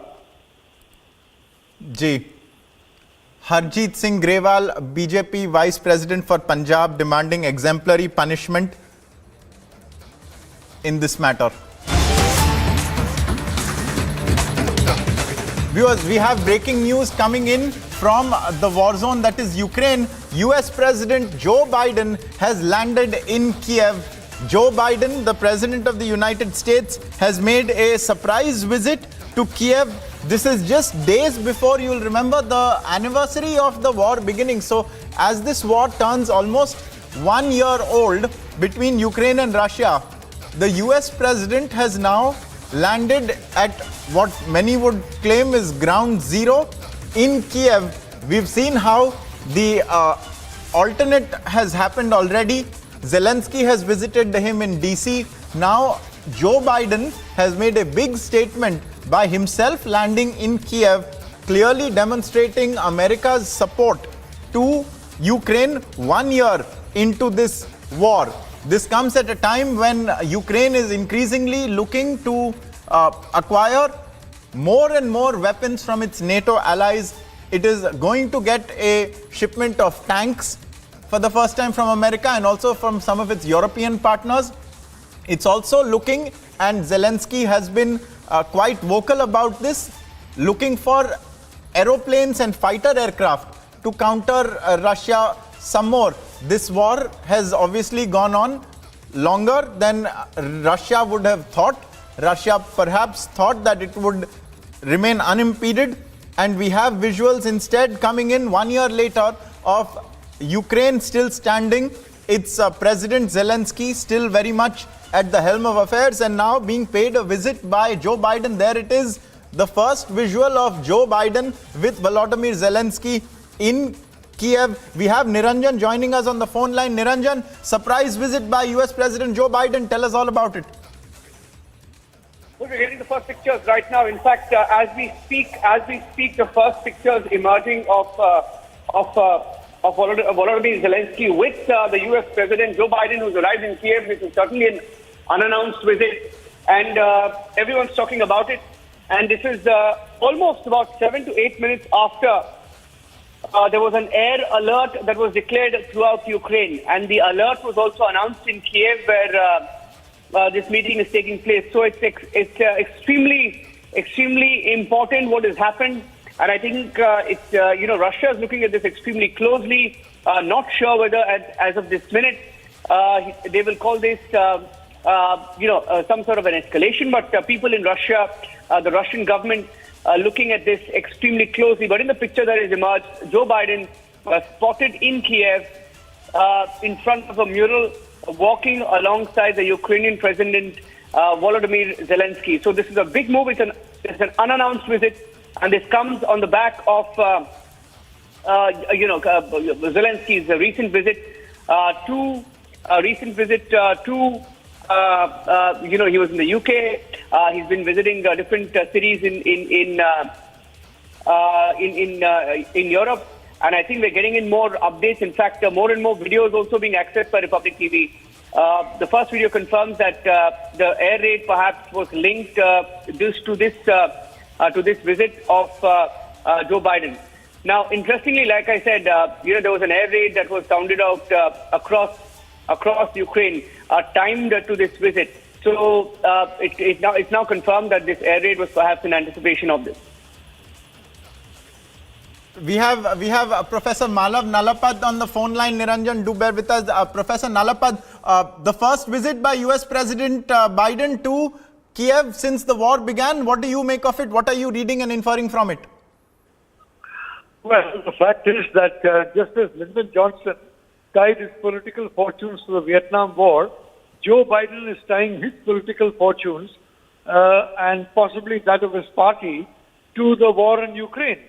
The reality is this war has gone on for a very long time, and the calculations that have been made both by Putin as well as by Biden have proven to be incorrect. Putin thought that Ukraine is not going to be given the kind of help it was given by the Western allies, for a simple reason that Ukraine strategically is not such an important country. It's important only in the way Pakistan is important to China or earlier to the US. As basically a means of irritating India, Ukraine is a means of irritating Russia. So, frankly, this war has dragged down. Commodity prices have shot up. Inflation has gone up. The whole world's logistics have gone for a toss. But the whole thing, Joe Biden now owns the Ukraine war. And so it's good that he's going to Kyiv and putting his personal stamp on it, because the fact is, this is going to be called Biden's war as much as the 2003 war on Iraq was called the George W. Bush's war. Professor Nalapad, you've clearly read a very US politics themed takeaway from this. From the larger war perspective, what does it entail? Because it's been a year now. Does this war appear any closer to ending, or will it drag on? So long as there are symbolic measures such as statements, etc., and visits, there is no real issue. The problem is that slowly, the pressure is ratcheting up to a point where Russia may decide that it has to use some of the more deadly weapons in its arsenal in order to basically secure the upper hand. Generals in Russia are getting fed up of Vladimir Putin's, frankly, step-by-step and very, if I may say so, very cautious approach to the Ukraine war. So the problem is that many people in America are worried that finally it may be one escalation too much, and the Russians may then unleash some of the more deadly weapons in their arsenal. And very importantly, a situation may come in which NATO also gets involved. For example, through Poland, which frankly is behaving in a manner that is almost inviting Russia to attack it. So frankly, this war is leading to a very unpleasant situation in which there's a high risk of very, very steep escalation, and it can't be helped. This is Biden's war. His entire legacy is now the war. It's nothing to do with the war on poverty. It's nothing to do with welfare. Biden's legacy is as much the Ukraine war as Johnson's legacy was Vietnam war, and Johnson's legacy got Richard Nixon to power Biden's legacy is likely to get some such individual into power who is basically opposed to everything that Biden has done or said. Absolutely. I mean, in terms of Biden, Professor Nalapad, he is clearly a combative president because just in the last 2 weeks he has picked a fight with China by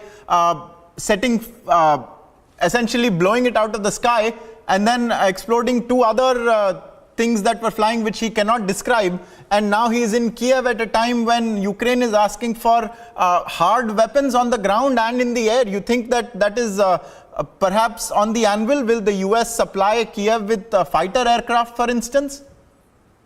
Well, that could possibly be an escalation that tips the balance in favor of Russia using certain weapons. But may I point out that Biden's actually been very soft on China. Blowing up a few balloons, which have no military deadliness, except that it's a snoop tool. It's a spy instrument. So the least that the Americans could have done was to blow it up. And it took 2 days for them to do the obvious and blow it up. The fact is that till now, nobody of significance has been sanctioned in China. Till now, unlike in Russia, where they've sanctioned people left, right, and center, till now, Taiwan has not been given $1 of military assistance. Whatever weapons have been given to Taiwan have been sold to Taiwan at top dollar. What has been given to India has been sold to India at top dollar. The Chinese have intruded in the airspace of Taiwan, the sea space of Taiwan. They've intruded into the land space of India. And all Joe Biden has done is frankly try and send Antony Blinken to China and try and have a conversation with Xi Jinping, which Xi rudely refused. So if this is being tough on China, frankly, I wonder what being soft on China will be. Right. Professor Nalapad, 1 year on, do you think we are at a similar point once again where we are looking at escalation perhaps from the NATO or US side, giving Russia breathing space, giving it room to maneuver? Because it really does appear to be at a stalemate right now, but is a provocation what, say, Putin could be looking for? Look, the fact is stalemate only because the Russians have actually held back their fire. And the reality is that within Russia, Putin is becoming extremely unpopular, and contrary to being called a strong man, he is being called weak. He is being called, in fact, an individual who does not dare to confront the West. There is a hunger to confront the West inside Russia, in the Russian public, and Putin may have to respond to that. His military, his generals are upset with him because he is putting all kinds of controls on them. The fact of the matter is that so far as China is concerned, China is keeping Putin in this war. China is funding this war. China is giving all kinds of other assistance to Russia in this war. Whereas the entire attention of your New York Times and CNN and all these other outlets that keep trying to paint India in a negative brush is basically on India. The contribution of India to Russia is nothing compared to the contribution of China. And the reality is that as of now, not enough is being done to ensure that China stop being a threat in the Indo-Pacific. It has now taken virtual control of the South China Sea. Wang Yi was very insulting to his German host in the Munich conference. He said openly that Taiwan belongs to China, and you guys had better accept that fact. At the same time, the Germans were, because of American pressure, did not invite Russia. How do you deal with an adversary unless you invite an adversary to what is called a neutral conflict? Munich has shown it's not a neutral conference anymore. It's a NATO conference. And it's very interesting, at a NATO conference, you invite China, which is really the main enemy at this point in time, and you don't invite Russia, which is frankly a very much more secondary adversary of the Western world.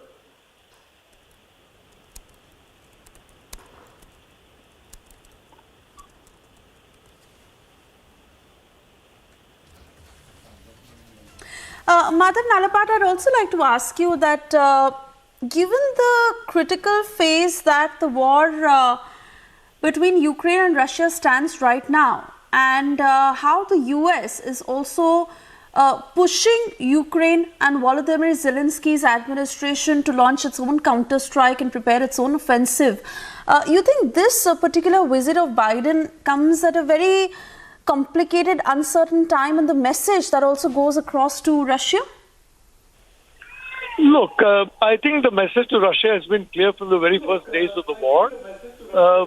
Whether it is the United States, whether it's France, whether it's Germany, whether it's the UK, all of them made it clear their intention is to topple to Putin from power and basically ensure ultimately that the Russian Federation dissolves.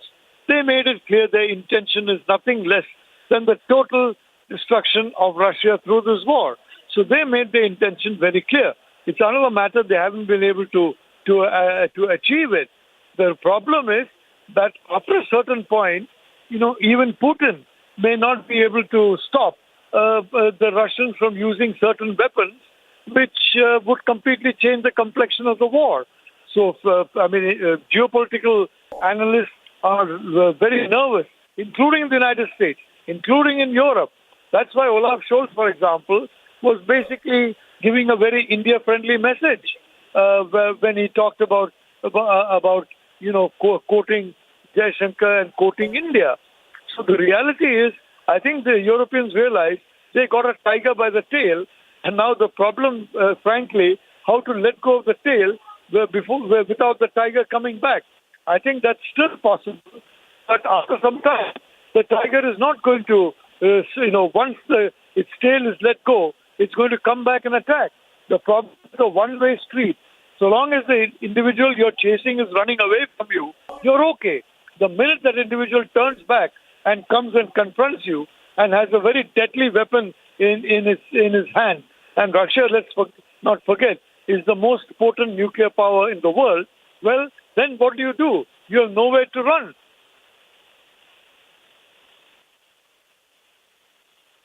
But again, as I come to you and talk to you about further details, this is also breaking input that is just coming in.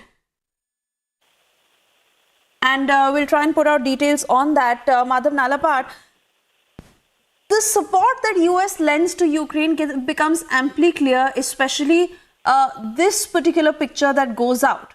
At a time when the US, a year on, also urges Ukraine to launch a counter-strike, reports suggest that Washington may find it harder to send additional aid to Kyiv to support Kyiv amid mounting resistance. So how does US really validate this support? Because this is a larger message that not just goes out to Europe and Russia, but establishes the position of the US also in this fight. Well, look, I must say this has become a real embarrassment to Biden and the Democratic Party for the simple reason that most of the Republican Party is against the blank check that has been given to Zelenskyy. And it's actually a blank check. There is absolutely no audit of the weapons that have been sent to Kyiv. A lot of those weapons are ending up in the black market. A lot of them are ending up in Chinese hands and in Russian hands. So this is the problem. Biden has basically given Ukraine a blank check, and therefore unpleasant memories are coming out. Biden is a very straightforward and honest man. But there is a lot of talk in Washington these days about the fact that Biden has been very chummy with Ukraine for quite a long time. And also the fact that Hunter Biden has been, frankly, had a lot of money from Ukraine and a lot of money from China. And which country is the gainer from this war? China. China is delighted that Americans' attention is diverted to Russia and to Europe and giving it a much freer hand in Asia. The real threat to the United States is China. That is where Prime Minister Modi has basically made it clear to the Western powers that the threat is China. The problem is the Indo-Pacific. And you are basically confronting yesterday's threat and leaving and forgetting tomorrow's threat And that's very dangerous for the security of the Indo-Pacific and the democracies. Prime Minister Modi is entirely correct. Right. But the problem with Biden, he is frankly, he's just not unable to admit his mistake. Right. Stay on with us, Madam Nalapat. Major General G.D. Bakshi is also joining us on the phone line as we put out details of this tweet that has been put out by Biden that reads, and I quote, United States government official, when Putin launched his invasion nearly 1 year ago, he thought Ukraine was weak and the West was divided. He thought he could outlast us, but he was dead wrong. Major General G.D. Bakshi, if I can bring this to you, because this visit is clearly meant to be a show of defiance. No, absolutely. This visit was anticipated, and it was quite obvious that his going to Poland was possibly a deception cover to enable him to get to Kyiv. He has gotten to Kyiv to make a very symbolic gesture that on the eve of the first anniversary of the war, he is with Ukraine. My only point is that in doing so, Professor Mearsheimer, Henry Kissinger, all of these think tanks and geostrategists in the United States are telling America to define who is America's main threat. Is it China? Is it Russia? Russia has an economy which is less than that of India. How can Russia be really such a long-term threat to the United States? And I entirely agree with Professor Nalapat in focusing all the energies of not just the United States but NATO onto Russia. China has the pressure has totally been taken off China.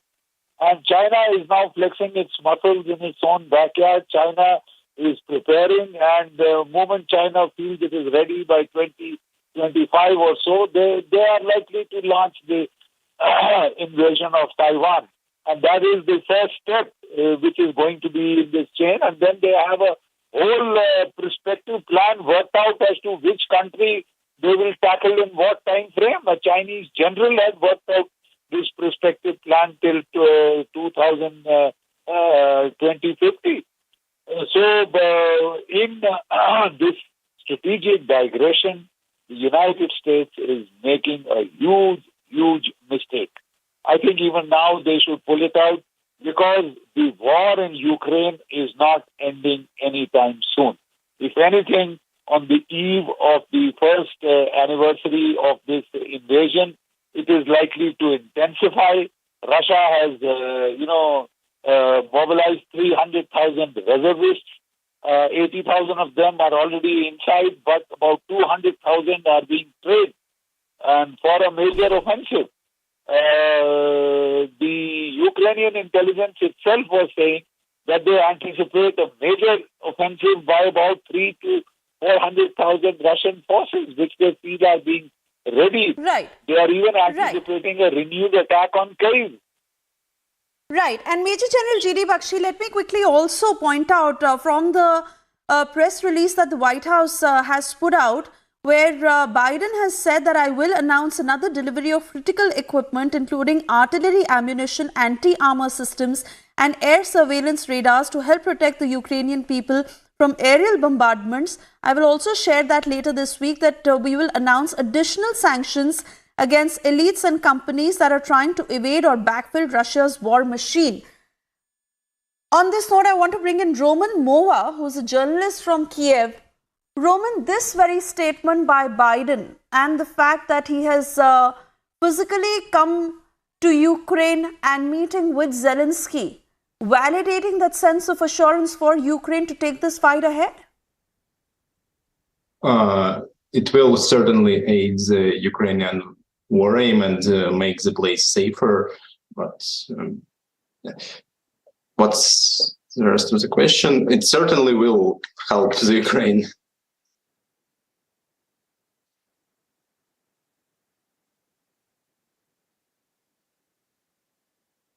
Sorry, can you repeat the question again?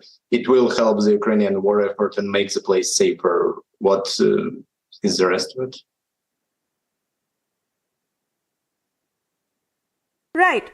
Right, Roman, but really, you think that had this happened a little earlier, Ukraine would have had a stronger position as you continue to fight against Russia, and also the added military equipment that is needed, which Biden now says that he will push for. Not just that, the larger war machinery where corporates and other elites who are supporting Russia will also have a crackdown against them. You think all in all, this is an attack in various directions needed to put up this fight? I do think that the military support is necessary to help Ukraine. I would rather have it come earlier and faster, but we get what we can get. If Biden could have pushed faster, it would be nice, but I'm grateful for getting even this. But Roman, where do you see the war 1 year down in terms of the offensive on the ground, in terms of where the Zelenskyy administration stands, how the people are dealing with it? Because we understand that some parts of Ukraine are still trying to revive themselves, while the others may be under Russian control, and that too very strongly. What's the situation on the ground? It's been a stalemate for last months, I think. The front is not moving much.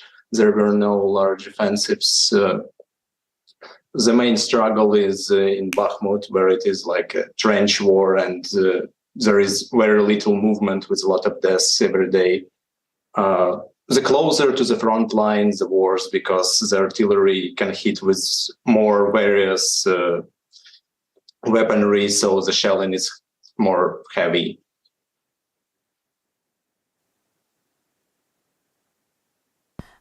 Again, Roman, which are the areas that particularly need added attention in terms of scaling the war or scaling the offensive up? And really to understand those who stayed back, what is it for them now? For people under occupation, well, we have people in the next to front lines they probably had opportunities to leave. It's really hard to evacuate anyone because people there who are still staying in the front lines just refuse to leave. But the regions, it's Donetsk region, Lugansk region, and like south of Zaporizhia and the other shore of the river next to Kherson. So the southeast regions of Ukraine need more anti-aerial protection. The capital is rather safe, probably Kharkiv.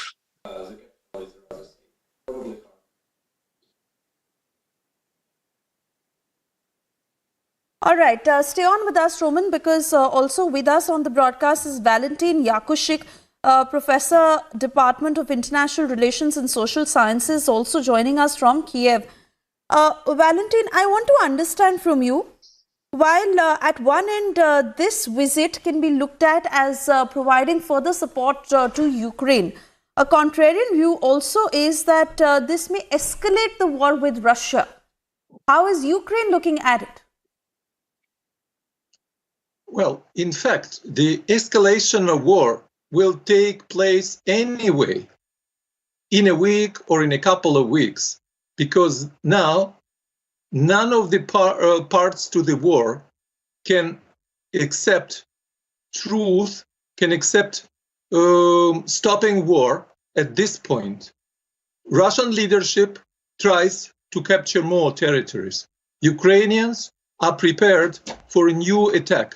And the West, led by the United States, is fully supporting Ukraine as saying that there is no place for stopping war at this moment. So now we have a symbolic moment when President of the United States of America, Biden, visits Ukraine, encourages Ukrainians to continue war.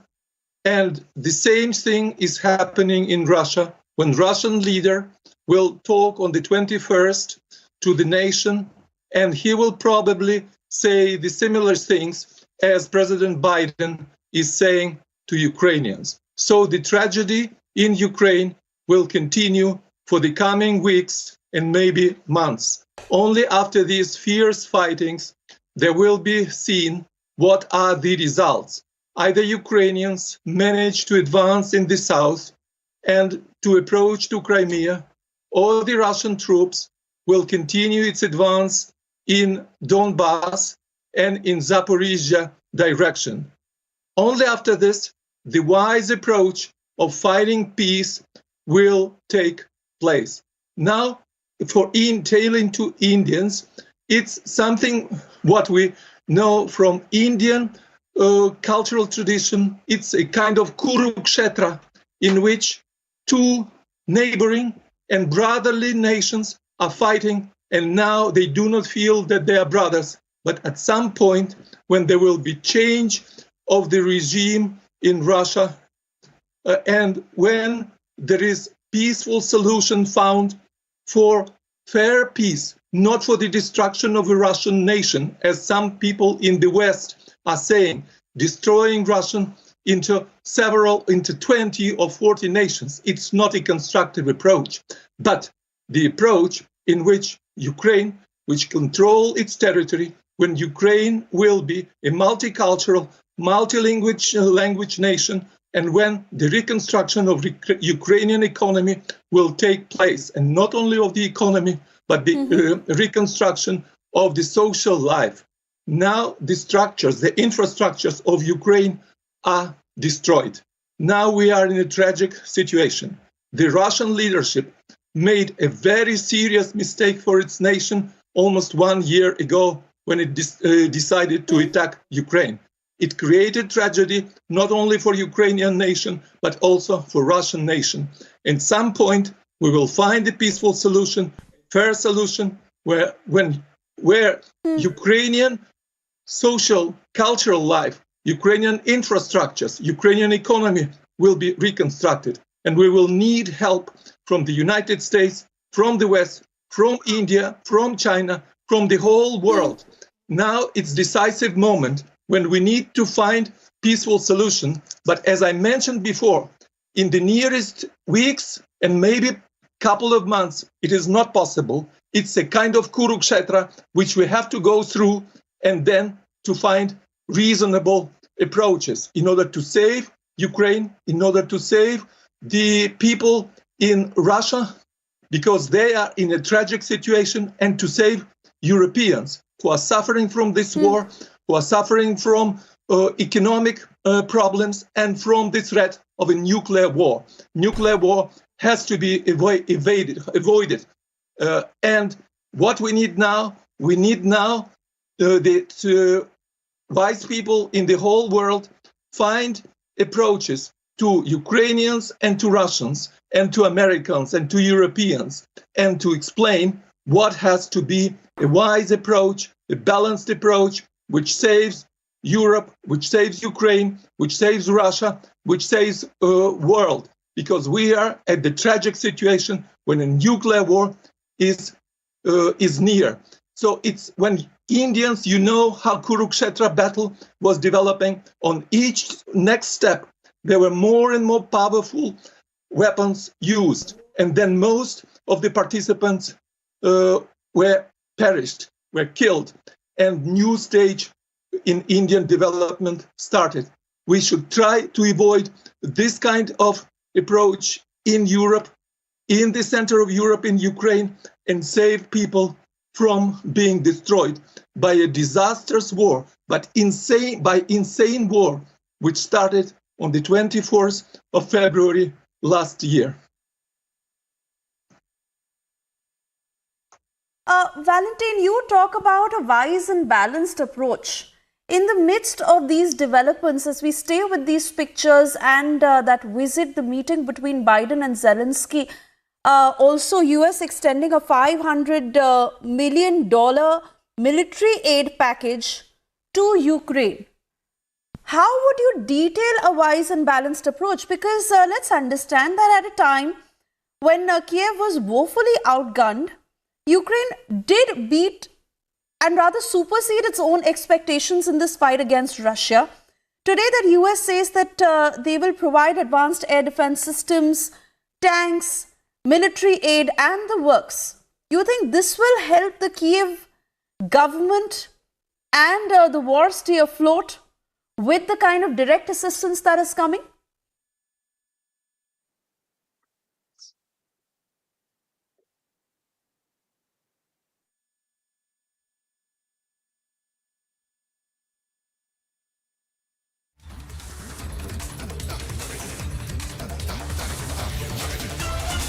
All right, not too sure if Valentine is still with us, but Roman, if you can hear me, you can also take that question.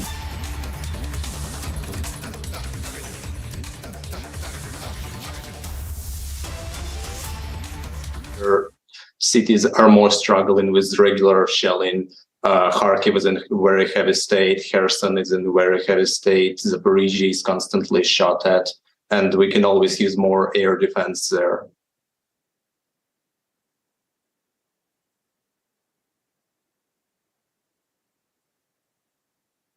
As for balanced approach, we did fight back, but it was really hard in the spring. And all right, Roman, I'm sorry I'm interrupting you here, but we'd like to listen into what Volodymyr Zelenskyy is saying at this point. I believe we are getting the audio of it as he interacts with Joe Biden. Let's listen in. On the battlefield, but I think almost we'll speak about people, about Ukrainians, about Americans. I think that is huge and so difficult period for societies, and what we have to do to stop the war, to have success in this war, to make Ukraine more stronger, and how to win this year. You're very welcome, Mr. President. Thank you so much. Well, thank you for having me. Presumptuous of me to say this, but I thought it was important that the President of the United States be here the day the attack began. Because as the President remember, I was warning the world that he was going to attack. I was certain of it. And I thought it was critical that there not be any doubt, none whatsoever, about U.S. support for Ukraine in their war against the brutal attack by Russia. Now, it's good to be back in Kyiv. I was telling the President, one of my newer staff members on the flight from Washington into Poland asked me how many times I've been to Kyiv. And I had to stop and think, it's my 8th trip. And much has changed. Much of it bad with the invasion, but also the Ukrainian people have stepped up in a way that few people ever have in their defense, and have apparently also embraced the notions of democracy. No longer discussions about whether or not certain privileged people have control. And and I bring greetings and goodwill from a member of Congress, who had a very good impression, as you know, when you spoke there last. And for all the disagreement we have in our Congress on some issues, there is a significant agreement on support for Ukraine. Because this is so much larger than just Ukraine. It's about freedom and democracy in Europe. It's about freedom and democracy writ large. And all the American people, I know that so many have kept Ukrainian people, particularly women and children, in their prayers, seeing what's happening. They can't fathom the idea of the shelling at night and the shelling of everything from to schools to the like. It's barbaric. And I'm here to show our unwavering support for the nation's independence, their sovereignty, and territorial integrity. And today, I hope we're going to have a chance to discuss how the United States and our allies, by keeping constant contact with our partners, can most effectively support you and your cause, Mr. President. I look forward to discussing all of this and then addressing the world with you afterwards. But again, the admiration for the people of Ukraine, ordinary, hard-working citizens who were never trained to be military. The way they stepped up is just is beyond heroic, and the whole world is looking. The whole world. Thank you very much. We're leaving. We're walking out. We're walking out. Press, we're walking out. We're walking out.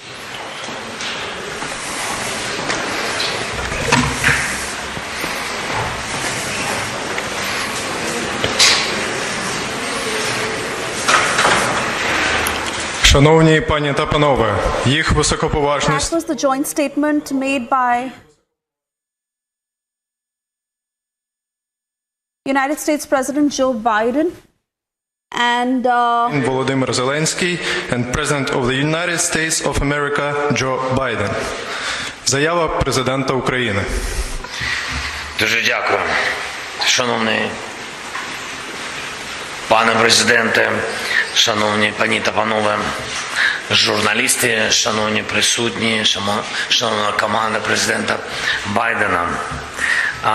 Радий вас всіх вітати в Україні. Для мене, для всіх нас це велика честь.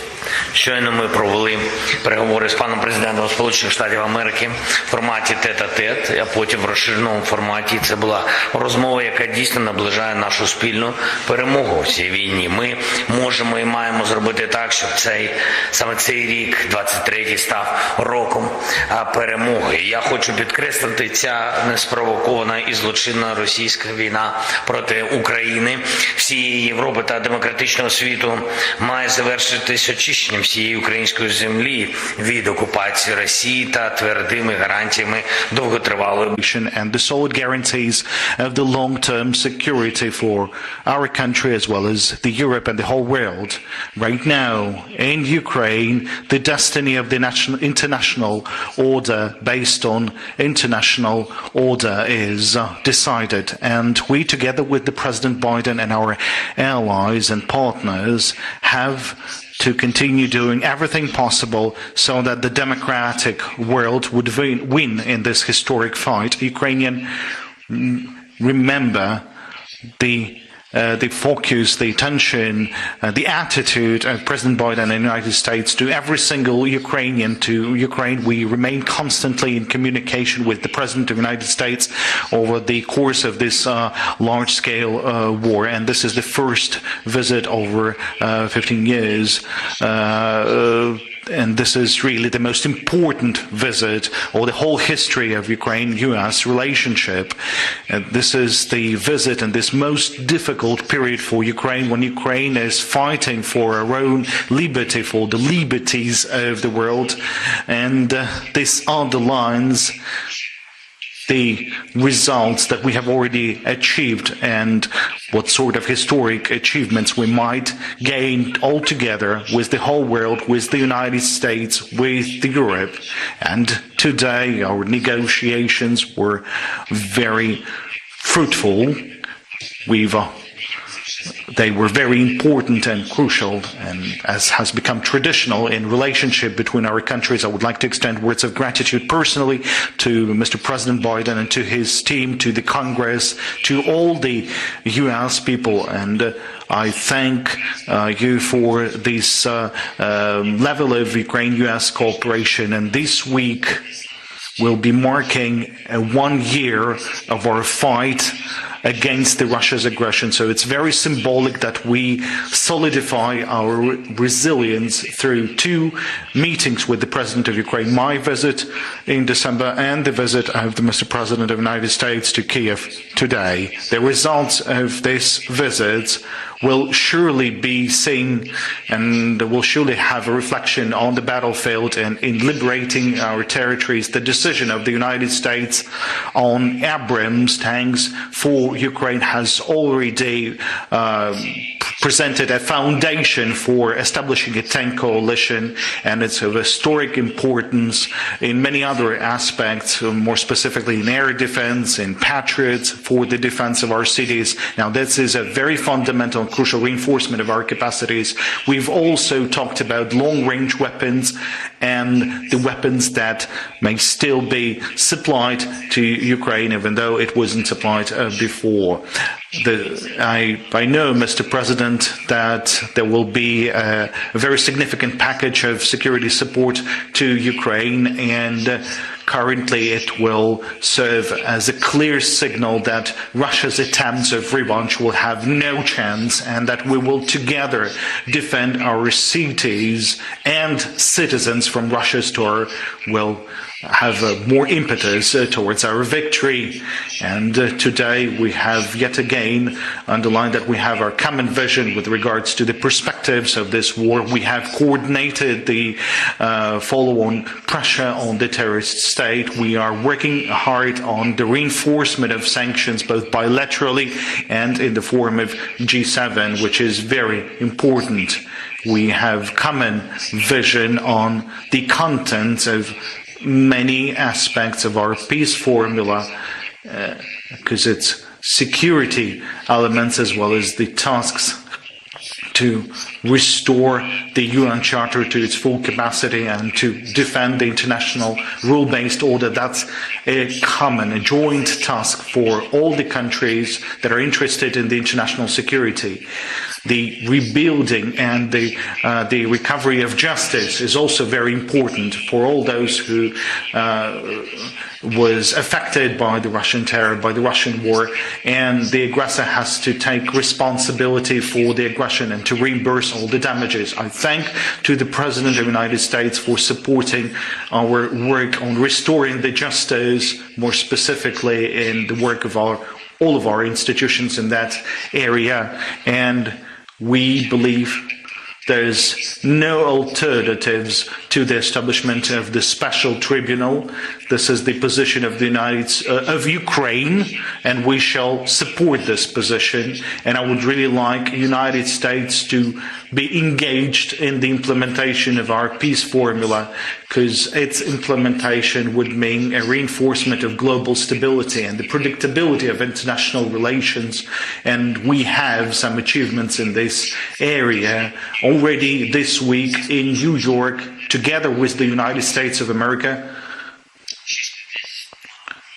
And over 60 other countries will be submitting for the consideration of the UN General Assembly of the draft resolution on supporting peace in Ukraine. And on the eve of the 24th of February, we believe that the approval of this resolution would be a very significant evidence to the fact that the terrorist state would never break a civilized country. And I think we are also opening a special tablet dedicated to the President Biden. The first call at the night of the 24th of February took place with the United States, and since that time we had conversations, and there was very significant attention to RFI, to the protection of Ukraine's democracy. Besides, there's the personal contribution in President Biden in solidifying the liberty and democracy in the world. This will be remembered eternally, and Ukraine is grateful to you, Mr. President, to all the U.S. citizens, to all those who cherish freedom just as we cherish them. Glory to our warriors, glory to our allies, and glory to Ukraine. Of the United States of America. Thank you very much, Mr. President. You know, it was 1 year ago this week that we spoke on the telephone, Mr. President. It was very late at night in Washington, very early in the morning here in Kyiv. Russian planes were in the air and tanks were rolling across your border. You told me that you could hear the explosions in the background. I'll never forget that. And the world was about to change. I remember it vividly, because I asked you next, what is there, Mr. President? What can I do for you? how can I be of help? And I don't know if you remember what you said to me, but you said, and I quote, gather the leaders of the world, ask them to support Ukraine. Gather the leaders of the world and ask them to support Ukraine. And you said that you didn't know when we'd be able to speak again. That dark night, 1 year ago, the world was literally at the time bracing for the fall of Kyiv. Seems like a lot longer ago than a year, but think back to that year. Perhaps even the end of Ukraine.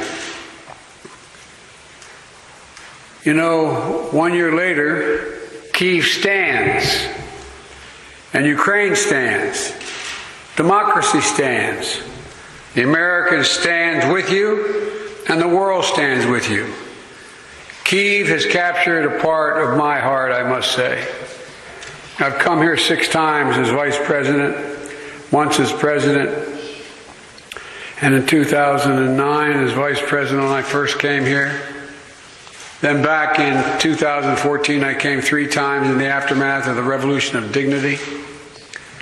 And I again came in 2015 to address the Rada about the work of building a strong democracy.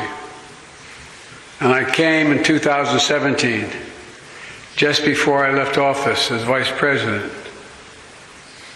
I knew I'd be back, but I wanted to be sure. Even though the election were over, Barack and I were out of office, I decided to make one more trip before the next president was sworn in to Kyiv. So President Zelensky, you deeply honor me here in Kyiv with you today, to meet with your military, your intelligence folks, your diplomatic teams, community leaders who have stepped up and helped their country in their hour of need. It's astounding who stood up. Everybody. Everybody. Women, young children, trying to do something, just trying to do something. Pulling people out of apartments and being shelled and literally what I think is war crimes. It's astounding. And the whole world sees it and looks at it. This is the largest land war in Europe in 3/4 of a century. And you're succeeding against all and every expectation except your own. We have every confidence that you're going to continue to prevail. You know, from the moment I first received an intelligence report in the fall, about a year ago, we were focused on determining how do we rally the rest of the world. How do I help you with the promise you asked me to make, to rally the world? Well, how do you succeed? How do you get a world to respond to a prosperous economy, a confident democracy, a secure and independent state? When United Americans of all political backgrounds decided that they would step up. American people know it matters. Unchecked aggression is a threat to all of us. We built a coalition of nations from the Atlantic to the Pacific, NATO in the Atlantic, Japan in the Pacific. I mean, across the world. The number of nations stood up over 50. Help Ukraine defend itself with unprecedented military, economic, and humanitarian support. We united the leading economies of the world to impose unprecedented costs that are squeezing Russia's economic lifelines. Together, we've committed nearly 700 tanks and thousands of armored vehicles, 1,000 artillery systems, more than 2 million rounds of artillery ammunition, more than 50 advanced launch rocket systems, anti-ship and air defense systems, all defend Ukraine, and that doesn't count the other $500 million we're announcing with you today and tomorrow. That's going to be coming your way. And that's just the United States in this piece. And just today, that announcement includes artillery ammunition for HIMARS and howitzers, more javelins, anti-armor systems, air surveillance radars to help protect Ukrainian people from aerial bombardments. Later this week, we will announce additional sanctions against elites and companies that are trying to evade sanctions and backfill Russia's war machine. And thanks to bipartisan support in Congress, this week we're delivering billions in direct budgetary support, which the government can put to use immediately and help provide for basic services of citizens. The cost that Ukraine has had to bear has been extraordinarily high, and the sacrifices have been far too great. They've been met, but they've been far too great. We mourn alongside the families of those who've been lost to the brutal and unjust war. We know that there'll be very difficult days and weeks and years ahead. But Russia's aim was to wipe Ukraine off the map. Putin's war of conquest is failing. Russia's military has lost half its territory it once occupied. Young, talented Russians are fleeing by the tens of thousands, not wanting to come back to Russia. Not just fleeing from the military, fleeing from Russia itself, because they see no future in their country. Russia's economy is now a backwater, isolated and struggling. Putin thought Ukraine was weak and the West was divided. As you know, Mr. President, I said to you in the beginning, he's counting on us not sticking together.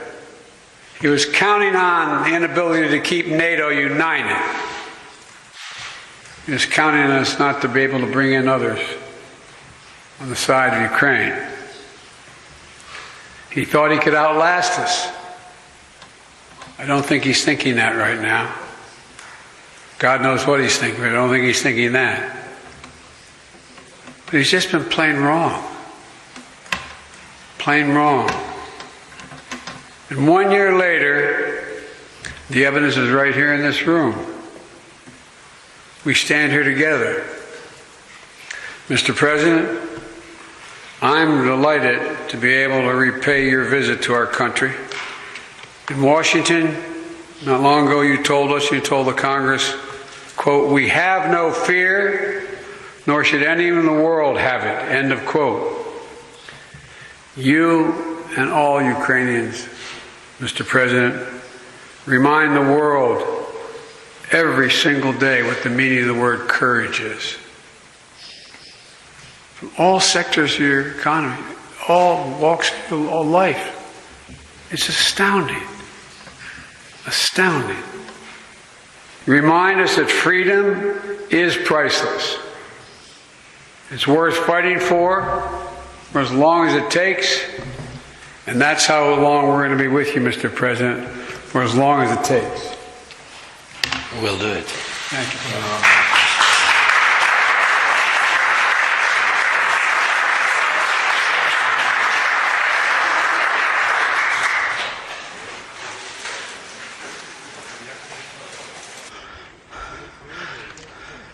Here we are.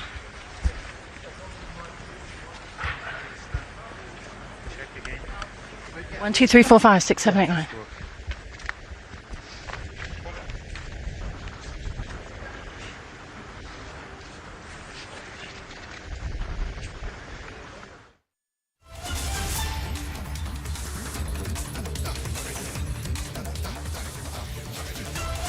All right, so joining us on the broadcast is Vidhan Bhavan. He's the former diplomat, head of NGO, European Movement, Ukraine and law company UMIS. He's joining us from Kyiv. Vidhan, as we say with these pictures, the message is clear because this is Joe Biden saying that we stand here together. And he is also telling Ukraine that freedom is priceless, for the very reason why US is coming out in full support of Ukraine.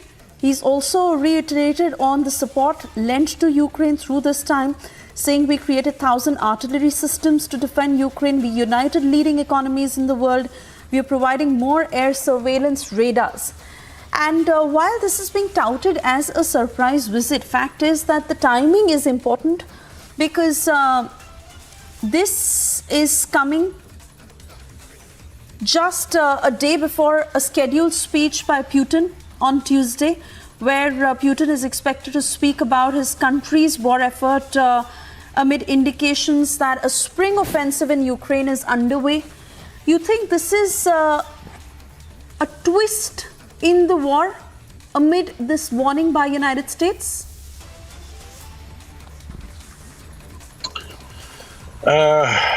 Actually, this visit was expected for a long time ago. Why Ukrainians have been expecting this visit? Because United States is a leader of the free world, of the democratic world.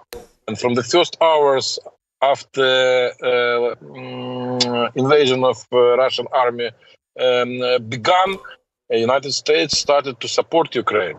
And when the Ukrainian army proved on the battlefield that it is able to crush Russian so-called second in the world army, the support of United States became more and more valuable. Besides, Biden has accomplished the main task which Mr. Zelenskyy asked him in the first hours after invasion to accomplish: to gather world leaders. And Ukraine started to receive very huge, I would say, huge amounts of ammunition, modern types of weaponry and everything from many Western countries, from European countries, from Australia, from Canada, and so on. By the way, tomorrow, for instance, we will have Prime Minister of Italy in Kyiv, and every day someone is coming to Kyiv to negotiate the ways how better to proceed together in order to stop Putin finally and to crush Russian army. And I think that this visit, being unexpected, really can serve as turning point in this war. And the United States demonstrate that Ukraine will be supported by the last day of this war. Now for Russian president, so-called President Putin, very difficult times starts. He has to decide for himself how to survive. And I think that Ukrainian army will not allow Russian army to survive on our territory. All right, Vadim, for the moment, I'd want to thank you and also request you to stay on with us, because we have to slip into a very short commercial break. But for all our viewers and everyone watching this broadcast, we will continue to put out updates, live coverage continuing from Kyiv on the other side.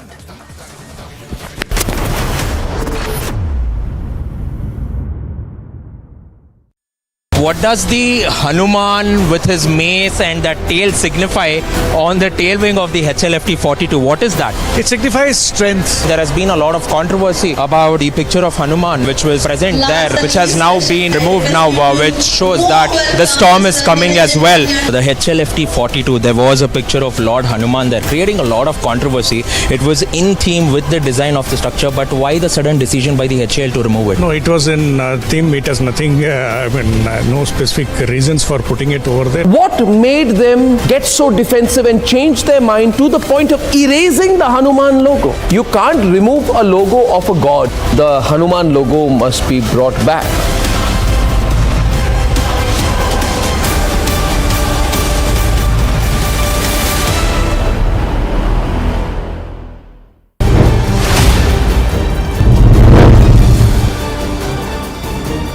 It used to have Amritpal Singh running a campaign demanding the Khalistan. तो government क्यों silent है? इटियो साहब government कोई जवाब नहीं दे रही है उस पे. इटियो साहब, if you can answer just because to clear the stand of the government. इटियो साहब, why the government is not taking action? Why the government is silent?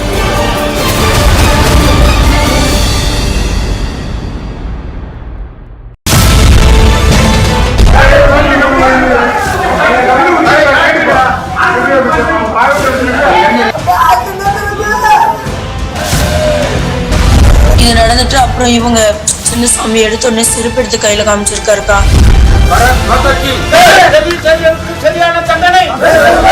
I would like to compliment Republic TV, especially from yesterday. You have taken it up in a big way, and thanks to Arnab ji also, who has brought it to the national attention.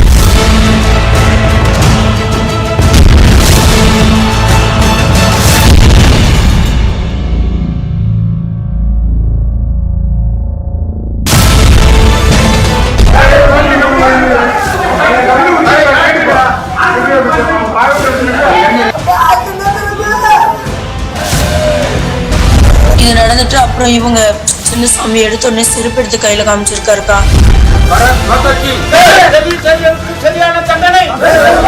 I would like to compliment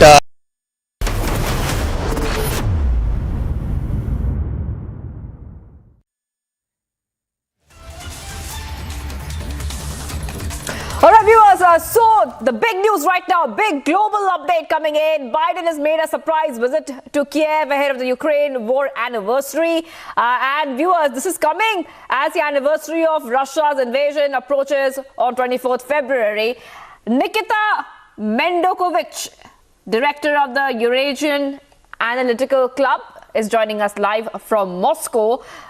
Nikita, I just want to come across to you, and the first question I want to ask you is that why is this significant? This is a very, very significant move which US has made, a surprise visit to Kyiv. I can hardly find anything significant or special here. When did your ancestors ask why the king George V came to India in 1911? He had a right to. It was his colony. It was land captured by his troops, so he was absolutely free to visit. The same situation is now. Mr. Biden is a ruler of United States and Ukraine as a United States colony. He visited there to inspect the situation and to see how are American money used to support so-called Ukrainian troops, making an aggression against Russia and against Ukrainian people, who doesn't want to be the part of American empire. That's all. Right. Also, Nikita, I'll come to you. I believe we also have Roman Movas live from Kyiv, who's joining us. Roman, I just want to ask you a very simple question. What do the people of Kyiv think about this visit of Biden? Because US has always been on the side of Ukraine from the beginning, and always taking the side of Kyiv, the people of Kyiv, the people of Ukraine. How do they feel about this visit? We've been waiting for support, and we are grateful whenever it comes. It was never announced, but I expected something like that by the anniversary. It was time for Biden to come and visit, because every other major country leader already visited Ukraine. Help was announced. We got a large aid pack. And people of Kyiv are grateful. People of Ukraine are grateful, but I cannot confidently speak for every single person, because it happened just half hour ago. But from what I've seen, the opinions are very pleased and grateful for the visit and the aid package from President of the United States. All right. Also being joined right now by Peter Zelmaviev, Director, Eurasia Democracy Initiative, joining us live from Kyiv. Thank you for joining us here. And the question I want to ask you is that very, very big move from the US. Now, US has always supported Ukraine through words, saying that we'll send you military reinforcements as well. But having the US president himself in Ukraine, in Kyiv, that's a very, very big deal, isn't it, Peter? It's a huge deal, and it was very secret. And, you know, even as late as Monday night, the American wire services was reporting that President Biden was having dinner with his wife. It shows you how risky this trip is, and therefore how important it is. You know, but Biden has already announced that another $500 million of military aid is coming, and I also suspect that there may be pressure put on Zelensky to show some concrete results for all the money that Ukraine has gotten. And I'm talking about that counteroffensive. We're all talking about a counteroffensive. I'll just tell you this. Western democracies who have supplied Ukraine with military assistance are facing pressure from their electorates, from their opposition, to show results for all the assistance they've given Ukraine. And that means that Ukraine, in the next weeks, maybe months before the summer, will have to stage a successful counteroffensive. But like you said, coming almost a year to the day after Russia's invasion of Ukraine, it's also a 9-year anniversary of the Heavenly 100, which is the people who died during the Maidan 9 years ago. The symbolism is unmistakable. Right. I just want to go across Nikita once more. Nikita, you know, I heard your answer the first time, and I heard what you have to say. Now, we also know that there was a meeting which had happened between Blinken and Wang Yi. They had a meeting a short while back. And it's a very known fact that US and China have been exchanging bombs with each other. Wang Yi is he's in Russia right now. So what kind of message do you think is being given out right now? What can you read between the lines? I see the only one message. I see now peoples in UAE who are falling down on their knees in front of Biden, came into Kyiv. There, his slaves and other people in Ukraine, in Russia, in other countries are fighting against American hegemony. They don't want Ukraine to be slaves. They don't want Ukraine to be American colony. They don't want Mr. Biden to act like a king who is visiting his colony. These people in your area who say that Ukrainian people is grateful, they're lying. Ukrainian people are fighting against American mercenaries near Donetsk, near Zaporozhye. They are liberating those lands by support of Russia, by support of other free people all over the world. Ukraine is not to be American colony. Ukrainian will be free. And Mr. Biden is better to take his body away from the Kyiv. It is not his land. It is Ukrainian and Russian land. That's all. It is the message. Right. Well, thank you. Thank you, Nikita Menkovich, Romanova, and we also have Peter Zelmavev, who has joined us from Kiev and from Moscow. Thank you so much for joining us here as US President Joe Biden is on a surprise visit to Kiev, and he has reassured viewers unwavering commitment to Ukraine democracy. Earlier, he always used to support Ukraine through words, reinforcement, military reinforcement, but right now he's saying he's actually on Ukrainian soil.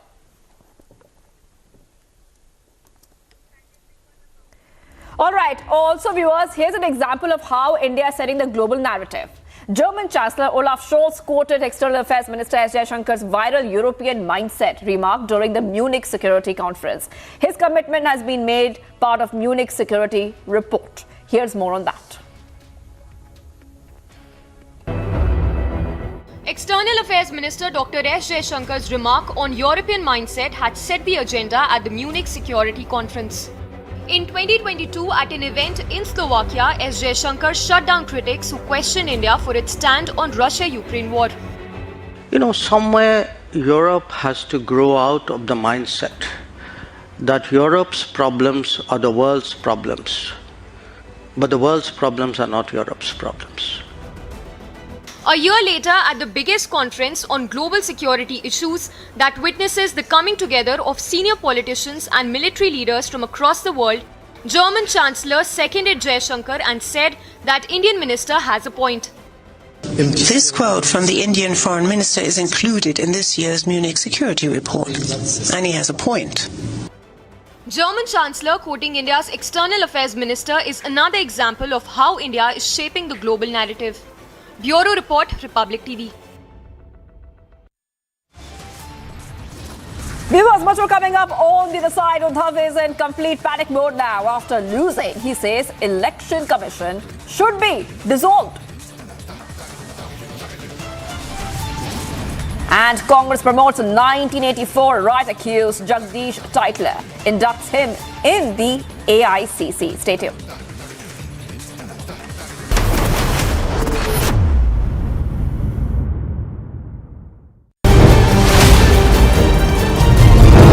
Chief Minister, sir!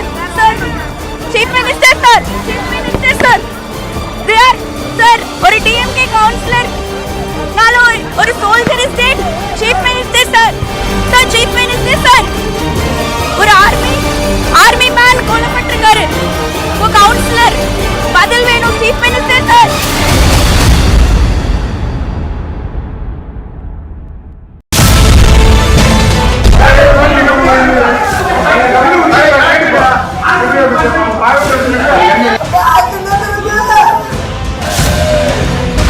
இது நடந்துட்டு அப்புறம் இவங்க சின்ன சாமி எடுத்த உடனே செருப்பு எடுத்து கையில காமிச்சிருக்காருக்கா.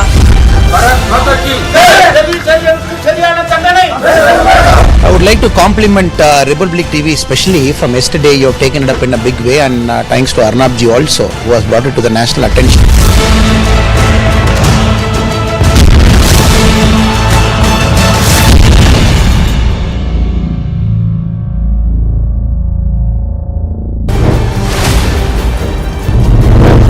Mr. Parambir Singh, you fabricated evidences in TVRP scam. Are you ashamed of it? Are you sorry for it? Who were your political bosses? Who gave you orders? Are you ashamed of the fact that to Republic?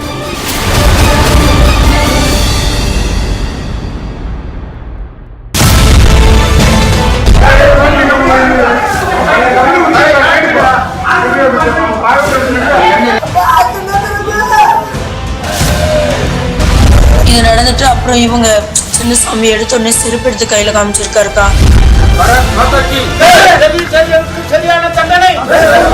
I would like to compliment Republic TV, especially from yesterday. You have taken it up in a big way, and thanks to Arnabji also, who has brought it to the national attention.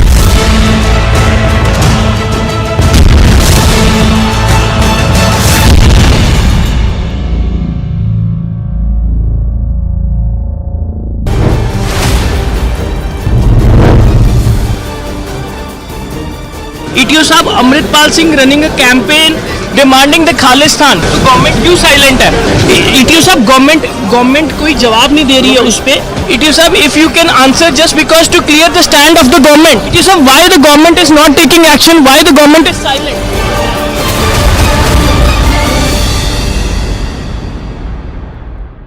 What does the Hanuman with his mace and that tail signify on the tail wing of the HLFT 42? What is that? It signifies strength. There has been a lot of controversy about the picture of Hanuman which was present there, which has now been removed now, which shows that the storm is coming as well. The HLFT 42, there was a picture of Lord Hanuman there, creating a lot of controversy. It was in theme with the design of the structure, but why the sudden decision by the HAL to remove it? No, it was in theme. It has nothing, no specific reasons for putting it over there. What made them get so defensive and change their mind to the point of erasing the Hanuman logo?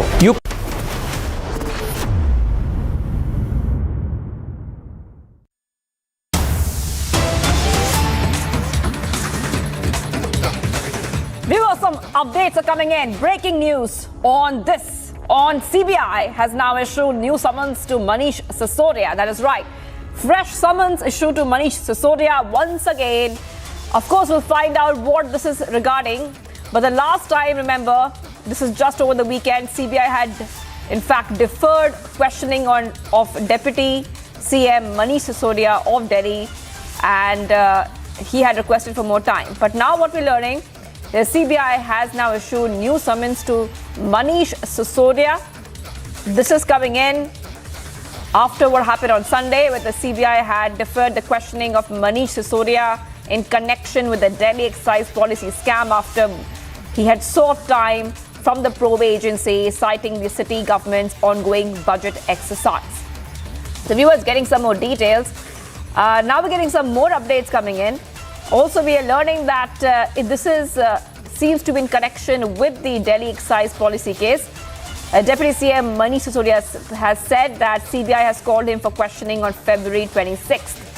That's the detail we're getting for you right now, where we are learning that fresh summons have been sent to Manish Sisodia. Let's go ahead to Piyush Mishra joining us. Piyush, are these new summons in connection with the Delhi excise policy case?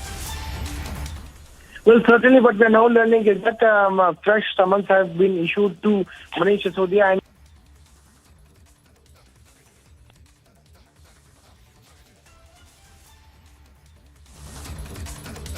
All right, we're getting some trouble getting to Piyush Mishra, but this is the big news coming in. CBI has issued new summons to Manish Sisodia. We'll get to top updates in just a moment. Taking a very short break right now, much more coming up on the other side. Senior citizen attempts self-immolation in Chennai, blames DMK councillor for land grab. And trouble mounts for former Pakistan Prime Minister Imran Khan, likely to be arrested soon.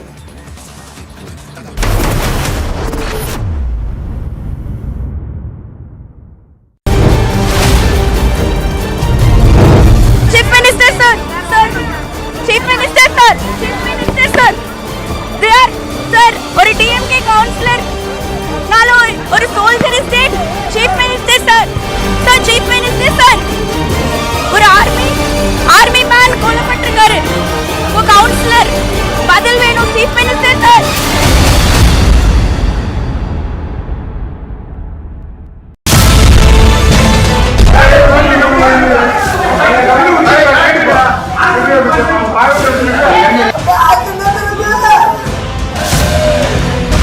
இது நடந்துட்டு அப்புறம் இவங்க சின்ன சாமி எடுத்து உடனே செருப்பு எடுத்து கையில காமிச்சிருக்காருக்கா.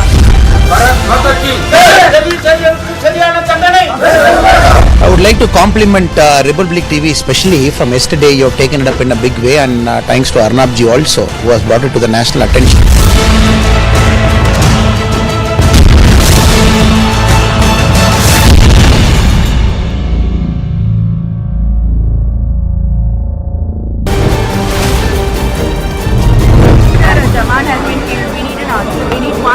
Action has been taken.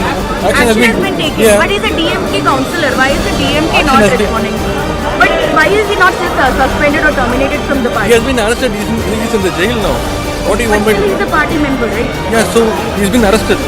What you want to hang him in? Any or any statement from the chief minister or from you or any important leaders from it would have been. See, the family is demanding a job. But still, he's a Jawan, right? But he still belongs to the nation. Has been arrested.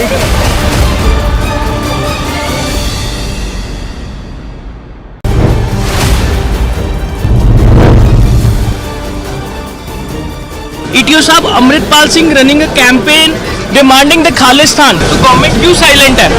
ETO साहब government कोई जवाब नहीं दे रही है उस पे. ETO साहब if you can answer just because to clear the stand of the government. ETO साहब why the government is not taking action? Why the government is silent?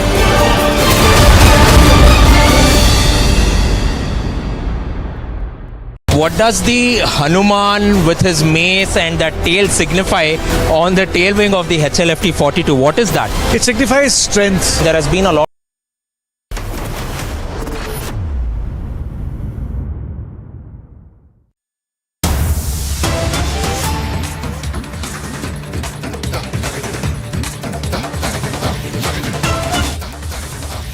Viewers, getting some fresh updates coming in. Diktat issued restricting black flags along the route of Kerala CM convoy as he faces witnesses.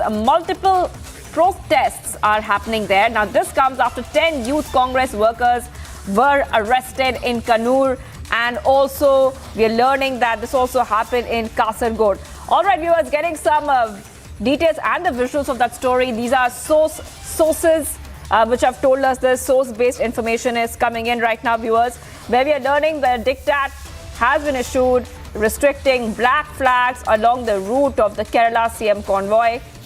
And this happened because he was facing multiple and many protests, viewers. So this is what we're learning right now, viewers, as we have believed that many people are getting some more breaking updates are coming in. Let's go ahead to that.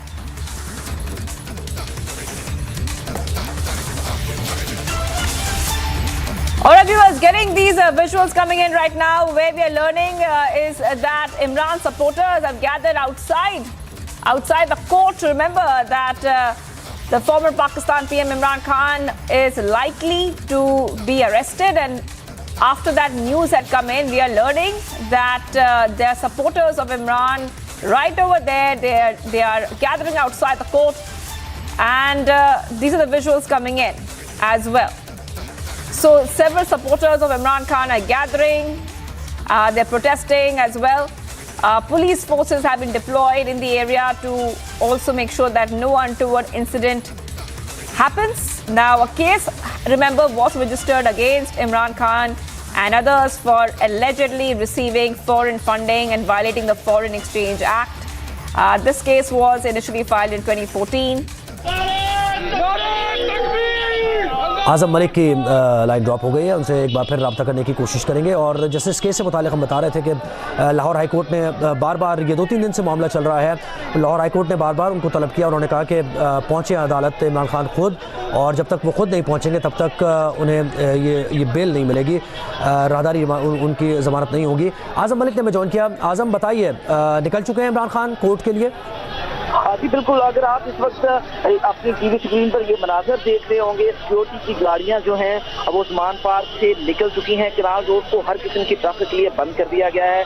किनार road को इसलिए बंद किया कि इमरान खान का काफिला यहां से गुजरेगा। उस्मान पार्क गेट नंबर 1 को क्लियर करवा दिया गया है, और chairman PTI Imran Khan Usman park से लाहौर हाई कोर्ट के लिए रवाना हो गए हैं। कायदीन की तरफ से ये कहा गया था कि 4:30 बजे के करीब इमरान खान लाहौर हाई कोर्ट पहुंचेंगे। उनके साथ गाड़ियों के एक बड़ा कारवान है, और दीगर जो कारकुनान दीगर शहरों से यहाँ पर पहुंचे थे, उनको भी हिदायत दी गई है कि वो फौरन लाहौर हाई कोर्ट पर पहुंचे। अच्छा आजम, वैसे तो गाड़ियाँ निकली हैं, ये हम देख रहे हैं, और आप भी बता रहे हैं व्हील चेयर से इमरान खान गाड़ी में बैठे, और फिर आगे क्या माहौल होगा ये भी जरा बताइए। जी देखिए, इमरान खान साहब की तरफ से हाई कोर्ट को ये कहा गया था इससे पहले भी कि वो चल फिर नहीं सकते, जिस पर हाई कोर्ट ने कहा था कि वो व्हील चेयर पे आ जाएं, स्ट्रेचर पे आ जाएं, किसी चीज पे आ जाएं। तो दोनों चीजों को साथ रखा गया है, व्हील चेयर भी है, स्ट्रेचर भी एम्बुलेंस के अंदर रखा गया है, और एक स्टिक भी है जिसके साथ अगर वो चलना चाहें तो वो भी है। तो तमाम जो इंतजामात हैं पैदल चलने के, एक बीमार आदमी के लिए जिसकी टांग जख्मी हो और वो चल नहीं सकता, वो तमाम अरेंजमेंट्स जो हैं वो किए गए हैं, ताकि कोर्ट के अंदर पेश होने के लिए जो है अगर किसी भी चीज पर वो बैठना चाहें, व्हील चेयर या स्ट्रेचर या वो स्टिक के साथ जाना चाहें, तो तमाम चीजें जो हैं वो एम्बुलेंस के अंदर जो है वो उनको रखा गया है, ताकि किसी किस्म की कोई मुश्किलात पेश ना आए। और खास इस बात का ख्याल रखा गया, असद उमर ने भी कहा कि अगर थोड़ा सा भी जर्क आया उस टांग में तो फिर 3-4 महीने फिर उन्हें रेस्ट करना पड़ेगा। तो इसको भी देखा जा रहा है, क्योंकि अक्सर पेशी होती है अदालत में सियासी रहनुमा की, तो धक्कम-पेल तो होती है, वर्कर्स भी मिलने की कोशिश करते हैं, बड़ी तादाद में लोग पहुंचते हैं, तो इसको भी देखा जा रहा है। जी बिल्कुल, आपने ठीक कहा। ज़ाती हैसियत में अगर बात की जाए तो इमरान खान साहब ज़्यादा कंफर्टेबल हैं कि वो व्हील चेयर पर ट्रैवल करें, क्योंकि वो खुद भी 1-2 दफ़ा अपने बयानात में कह चुके हैं कि वो बहुत थोड़ा वजन डालते हैं टांग के ऊपर। जितनी बड़ी तादाद है कारकुनों की और जितने वकला इस वक्त हाई कोर्ट के अंदर मौजूद हैं, हाई कोर्ट के अंदर भी सिक्योरिटी के सख्त इंतजाम हैं, लेकिन उम्मीद यही की जा रही है, जो रहनुमाओं से हमारी बात हुई तो उनका ये कहना था कि मोस्ट प्रोबेबली ज़्यादा जो है वो ये है कि इमरान खान जो है वो व्हील चेयर के जरिए जो है वो हाई कोर्ट अदालत के अंदर पहुंचेंगे, ताकि उनकी। और आजम कितनी देर में पहुंच जाएंगे इमरान खान अदालत, कितना डिस्टेंस है? देखिए अगर रास्ते की बात की जाए तो फिलहाल रोड को इस वक्त ब्लॉक कर दिया गया है। अगर हम रास्ते की बात करें तो ये हार्डली ये रास्ता, क्योंकि एक प्रोटोकॉल लग चुका है, तमाम सिग्नल को फ्री कर दिया गया है ताकि इमरान खान की कर्मा को यहाँ से गुजारा जा सके। तो ये रास्ता मैक्सिमम 10 मिनट का है, लेकिन उनके साथ गाड़ियाँ बहुत बड़ी तादाद में हैं, ये वक्त ज्यादा भी लग सकता है। लेकिन कायदीन की ये कोशिश है कि इमरान खान को किसी भी सूरत 5 बजे से पहले हाई कोर्ट के अंदर पहुंचा दें और वो कोर्ट के अंदर 5 बजे से पहले पेश हो। जी आजम मलिक हमारे साथ ही रहिए। इमरान खान अदालत के लिए रवाना हो चुके हैं, आप ये मनाजिर देख रहे हैं बराह रास्त जमान पार्क से, और जल्द ही अदालत पहुंच भी जाएंगे। अदालत में मामला अब कुछ यहाँ तक पहुंच चुका है कि इमरान खान की हिफाजती ज़मानत पर दस्तखत से मुताल्लिक़ अभी डिस्कशन हो रही है, क्योंकि इमरान खान के वो दस्तखत नहीं हैं। अदालत बार बार ये सवाल कर रही है कि इमरान खान ने दस्तखत नहीं किए तो ये दस्तखत किसके हैं। वकील ने उनके हिफाजती ज़मानत की दरख्वास्त पर इमरान खान के दस्तखत ना होने का एतराफ़ भी कर लिया है। तो अब ये एक से जुड़ा दूसरा मामला है। इमरान खान गए तो थे अदालत ATC में जो रिजेक्ट की गई थी दरख्वास्त उसको लेकर, और उसके बाद जब एक दरख्वास्त दायर की उनके वकील ने, क्योंकि 2 वकील भी चेंज हो चुके हैं, तो उसमें ये बात ये निकल कर सामने आया कि इमरान खान के जो दरख्वास्त थी उस पर उनके दस्तखत ही असली नहीं थे, और इससे मुताल्लिक़ अदालत पूछ रही है। इमरान खान के वकील ने कहा कि हम ये दरख्वास्त वापस ले लेते हैं, तो अदालत ने एक मौके पर यह भी कहा कि अब ये दरख्वास्त वापस नहीं होगी और मामले को देखेंगे। लेकिन सूरत हाल यही है कि लाहौर हाई कोर्ट भी बार बार इमरान खान को बुलाता रहा है कि इमरान खान पेश हों, चाहे व्हील चेयर पर, एम्बुलेंस में पेश हों, उनको फैसिलिटेट भरपूर तरीके से किया जाएगा। बार बार सिक्योरिटी कंसर्न का इजहार किया गया PTI लीडर की शिप की तरफ से। इसके साथ साथ मेडिकल ग्राउंड्स पे भी कहा गया कि 3-4 हफ्ते का इमरान खान को अभी डॉक्टर ने रेस्ट का कहा है, वो चल फिर नहीं सकते। लेकिन अदालत ने बार बार उनके वकील से, और 2-3 दिन पहले तो सूरत हाल ये थी कि 1-2 घंटे के फ़र्क से जब समाअत दोबारा शुरू हो रही थी तो इमरान खान के वकील सेम यानी एक ही मौक़िफ़ लेकर सामने आ रहे थे कि इमरान खान नहीं आ सकते। अदालत यही कह रही थी कि इमरान खान को आना पड़ेगा अगर आपको ये ज़मानत चाहिए। तो अब आज ये मामला जब दोबारा शुरू हुआ अदालत में, तो अदालत ने यही कहा कि Imran All right, let's go to Kaswar who's joining us live right now. Kaswar, just take us through exactly what we're seeing right now. We're seeing that many supporters have gathered, and the big question is, everyone is asking that will Imran Khan get arrested? That's a big question. Well, you've rightly pointed out. As we were discussing early in the morning and after the noon as well, thousands of people have already been converged on Imran Khan's residence in Lahore. So it was eventually we knew it that the thousands of people would accompany Mr. Imran Khan to the court, and it was already understood. And now what we have seen that thousands of people have accompanied him, and actually, according to my sources, actually Imran Khan is trying to blackmail the court and the government as well. It is, let me tell you, when a leader or a political figure comes to the court, with this court of thousands of people, definitely it puts pressure on the court and other institutions as well. As I told you earlier, that Pakistan's Federal Investigation Agency have already acquired his arrest warrant, and the plan was to arrest him from the court as well. And what we have seen, thousands of people, thousands of party workers have accompanied Mr. Imran Khan as he headed to the Lahore High Court to attend his the bail as well.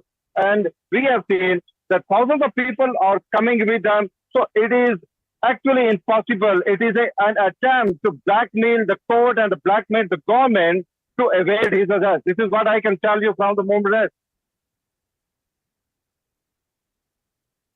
Right. Now, Kaswar, just take our viewers through exactly what this case is all about. This is a foreign funding case. What are the allegations against Imran and how serious are they? Kaswar. Well, the allegations are serious. Allegations are really serious. Not only the foreign funding case, because according to my sources, even he is accused to receive funding from the Jewish and the Indian lobby. That makes the sense very worse. And I think the top leadership of Pakistan Tehreek-e-Insaf has already sensed that the government is actually ready to arrest him. So this is perhaps the fact Imran Khan is going with the support of thousands of his party workers as he proceeds to attend his bail before the Lahore High Court arrest. So the allegations are very serious. Federal Investigation Agency have already acquired his arrest warrant. I think it has become very, very difficult for Mr. Imran Khan to evade the arrest. But definitely when someone comes with thousands of workers, so it means he is trying to blackmail the court and the institution as well. But the allegations are very grave, and the government, on the other hand, is well committed to arrest him. So what we have to wait for a few hours what the future holds for Iran and also for the government as well. Because for the government, it is very important to know to stay complete. It is very important for the government to ensure writ of state. So on the other hand, Imran Khan is trying to evade the arrest. We don't know which side will win this case, but definitely the allegations are very grave. Government institution, FIA, and the law enforcement agencies are fully ready to arrest him. But I think the ball is in the court of, Lahore High Court. If Lahore High Court forbids, stop the government institution to arrest him, definitely it will be a win-win situation for Imran Khan and for the government as well. But we have to see what the future holds for Imran Khan, for the Pakistani court, and also for Pakistani government as well. The pressure has been built up either from both sides. The government is fully ready. Imran Khan is fully ready with the help of thousands of his workers. So it is a case that will define the state of Pakistan as a state. Right, Kaswar, our viewers are seeing exclusive pictures. On the right-hand side, that's the first picture of Imran Khan. Right now, we know that Imran Khan is left for the Lahore High Court. How much time will it take to reach? Do we have any idea, any estimate on that? Well, in normal case, it is just 10-minute drive from Imran Khan's residence to Lahore High Court. It's just 10 minutes, the drive from his house. But definitely thousands of supporters are there. Pressure has already been built up. I think he will definitely take another 40 minutes to 1 hour to reach in the premises of the court. So, Lahore has a very good type of structure. But when thousands of people converge on the busy road, it makes sense. And I think Imran Khan will take 45 to 1 hour to reach the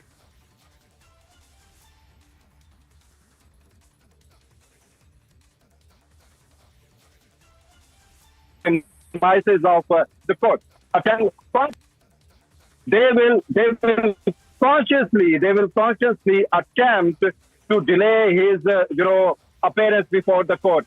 In other normal circumstances, it is just a 5-minute drive from his residence in Lahore to the premises of Lahore High Court. But as he told you, thousands of people are converged, thousands of people accompanied him. I think he will take another an hour to reach the premises of Lahore High Court.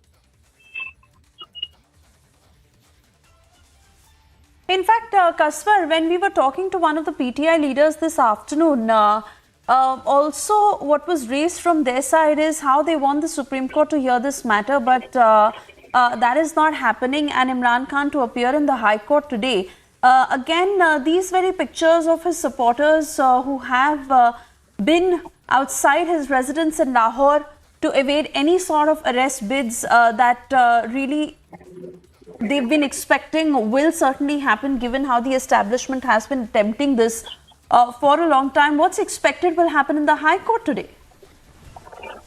Well, honestly, PTI, Imran Khan and all of his supporters, they were not expecting that the Lahore High Court will take a strict stance when it comes to Imran Khan's attendance in the Lahore High Court. They have been trying, they have been using backdoor channel, they have been trying, they have been applying all the blackmailing tactics to ensure that Lahore